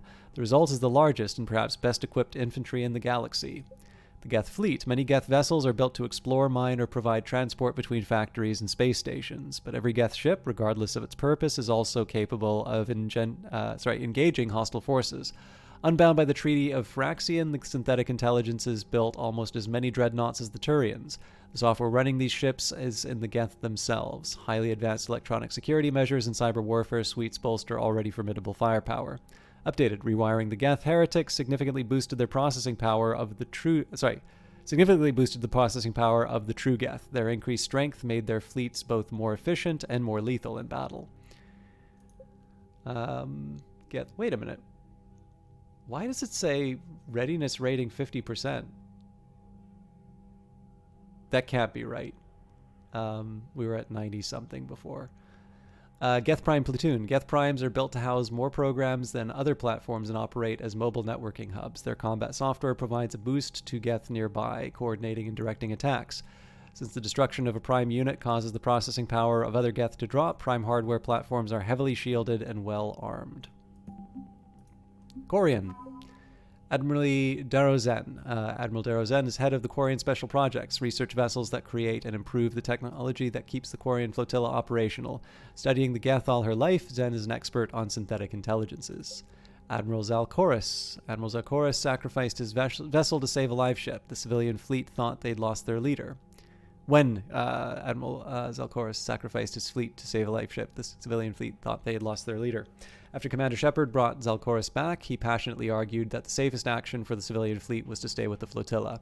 His captains rallied and stayed. The story of Zalkoris' miraculous survival on Geth-infested Rannoch has spread throughout the flotilla, making him a reluctant hero as he mourns the loss of his ship and crew. Quarian Civilian Fleet. The civilian fleet makes up most of the Quarian flotilla. Properly coordinated, the fleet compensates for its lack of dedicated warships with its sheer numbers.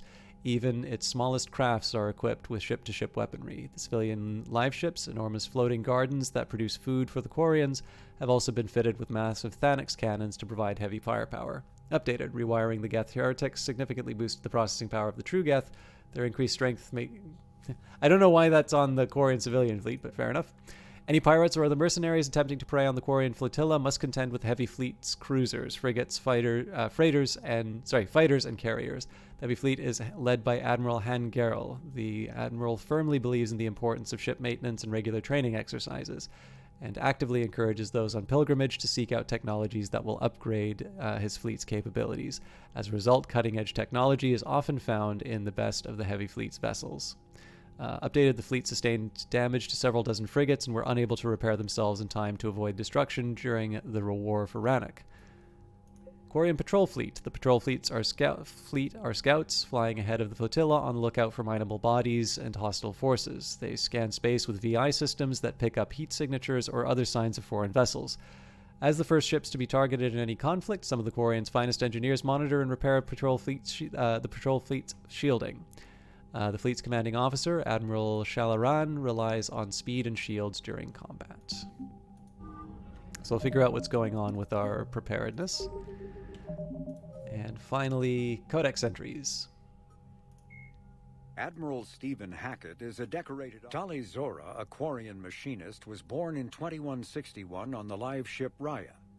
During her pilgrimage, a rite of passage in which Quarians proved their worth to the fleet, she recovered a Geth memory core that proved a rogue Spectre, Saron Arterius, was working with the Geth. As a consequence, Tali Zora became a crew member of the SSV Normandy, where she served under Commander Shepard during the Battle of the Citadel. Tali Zora returned to the migrant fleet following the destruction of the First Normandy. Soon after, the Admiralty Board sent her to the former Quarian colony of Haestrom to recover data on the planet's dying sun. Most of her team was killed when they fell under attack from the Geth. But Tali Zora herself was narrowly rescued by Shepard and the crew of the rebuilt Normandy. The Quarian rejoined Shepard to help oppose the Collector threat, but her current whereabouts are unknown. Oh, really? Jellic, the planet Rannoch, an arid planet orbiting an older star in the Tikkun system, is the former Quarian home world. Almost 300 years ago, the Quarians were driven from Rannoch by the Geth, synthetic servants who gained sapience and rebelled against their creators. Although Rannoch is now largely uninhabited, the Geth have acted as caretakers, working to repair the planet's ecology, restore ancient structures, and cultivate some farmland. Rannoch has no insect life, As a result, its pollinating plants evolved to rely on animals for propagation. This symbiosis between flora and fauna is responsible for the Quarians' weakened immune systems, which made colonization of other planets extremely difficult after their exile from Rannoch. For many Quarians, reclaiming their home world from the Geth is a matter of both cultural and physiological necessity. The Reaper, like the Geth plasma shotgun, the Spitfire is not a true energy weapon. Instead, the minigun magnetically flings clusters of superconducting toroids. These donut-shaped projectiles are designed to shatter upon impact, arcing electricity between the fragments and flash-converting them to plasma. The gun's punishing automatic blasts impact with the heat of a cutting torch. The weapon's stopping power has garnered the attention of both Alliance and Quarian intelligence, who theorized that the Spitfire may have been designed to destroy other Geth. Enough Spitfires have been found in the field to suggest that the weapon is out of the prototyping stage and that a schism among synthetics may have forced them into production. All right, and the codex entries that I like reading, the codex entries that are my favorite because I get to read them. Sion, a fortified world under the protection of several Asari matriarchs, has begun to supply fuel to two Systems Alliance forces in the hope that an Asari-human partnership might prevent the Reapers from seizing the planet. Alliance forces have since established several outposts in the system. The humans and Asari have been joined by a small detachment of Turians, drawn from the private militia or of a corporate conglomerate that does business with Sion. The three species are so determined to defend Sion that integration issues have been negligible. The task force has already thrown back several Reaper attacks, although the commanders expressed concern that small Reaper forces could have slipped through despite their vigilance. The Reaper War. The Battle of Rannoch. The Quarians' plan to take back their homeworld was risky and could easily have led to their annihilation if a peaceful solution had not been found. In an initial battle against the Reaper-upgraded Geth ships, the Quarians found their heavy fleet and a portion of the patrol fleet outmatched. To stave off defeat, the Quarians retreated at FTL speeds to rally with the civilian fleet on the far side of Rannoch's sun, Tikkun. Temporarily hidden, but with only minutes of advance warning should a Geth scout spot them, the Quarians planned counterattacks to disrupt the Geth link with the Reapers. First preying on a damaged Geth dreadnought, the Quarians followed by sending strike teams to Rannoch's surface to destroy the Reaper that was transmitting improved software to Geth forces. When the Reaper uplink was disrupted, the Geth suffered momentary downgrades in response time and intelligence, allowing the Quarians to press their advantage. But an emergency order from Commander Shepard and Admiral Salaran Vas Tonbe broke off hostilities before the Geth's full capabilities were restored. It is to the Quarians' credit that all three fleets obeyed the order to cease fire, even the civilian fleet, which had little combat experience.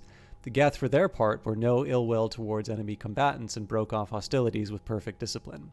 It remains to be seen how the Geth and Quarians will manage to coexist on Rannoch. For now, they have committed their considerable military forces to repel the Reapers. Given the long-lasting animosity between the Geth and the Quarians, it is possible that the Reapers did not plan for the possibility of such an alliance and will be unprepared to contend with both armadas.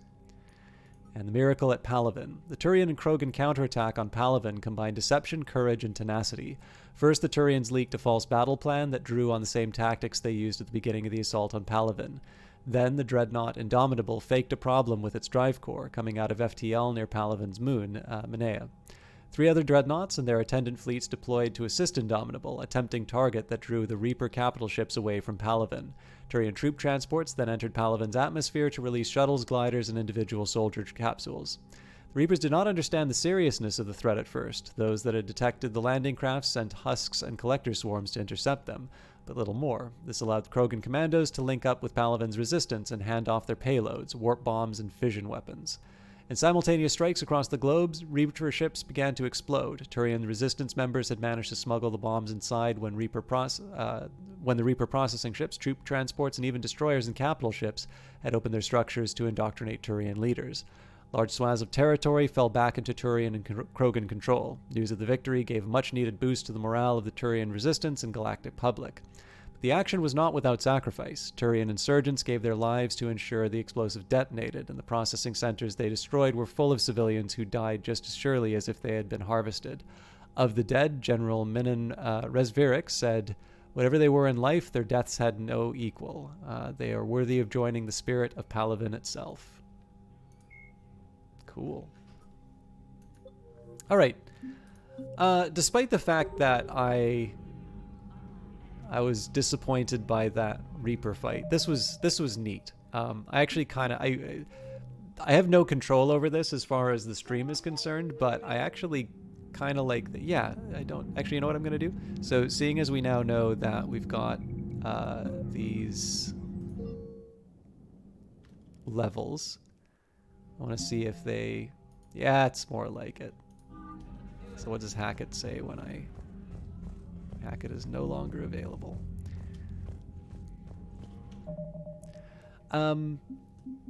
You know, I don't always get to control exactly how things divide out as far as the stream goes, but it would be kind of cool if I could do streams like this, because I feel like a nice little chunk of this story got done. Like, it's the Quarian chapter. I know we sort of did the first bit when we first met Natalie, but I liked how this turned out. I kind of learned my lesson. It seems that we had a bit of a drop-off in terms of attendance once I started reading codex entries, so I will know that for next time. I will not talk about my personal life at the start of the stream, and I will do codex entries instead. But that is it for me tonight. Thank you everyone for watching, even though I didn't necessarily feel like I was 100%. I appreciate both your encouragement, your patience, and your presence. But as always, all good things must come to an end, or at least all passable things must come to an end. So let me take a minute to see who is online, and we will find someone to host tonight. And we have quite a few people, actually. But tell you what, I did not get a chance to host Apocalypse on the other night. I think I hosted Fruit Melody. But Apocalypse is currently playing Friday the 13th, the game. Now, I only saw this when it was in a really early stage, so this should be interesting. Apocalypse is definitely a fun streamer to watch, and she's got a neat little podcast with it's D-Pain, who's another broadcaster, a former Mixer broadcasters. But yeah, both of them are I think they're both talented broadcasters. It's a lot of fun to hang out in Apocalypse's channel. She actually does visual novels incredibly well. So I encourage those of you who are still around to hang out, see if it's your kind of a thing. If not, I wish you the best of luck in finding what you're looking for. For me, I'm going to record another Elder Scrolls episode, hopefully some more Cultist Simulator over the weekend. Monday, I'm going to be back with more Age of Wonders Planetfall. We're going to be continuing the Amazon mission, the final Amazon mission for that one.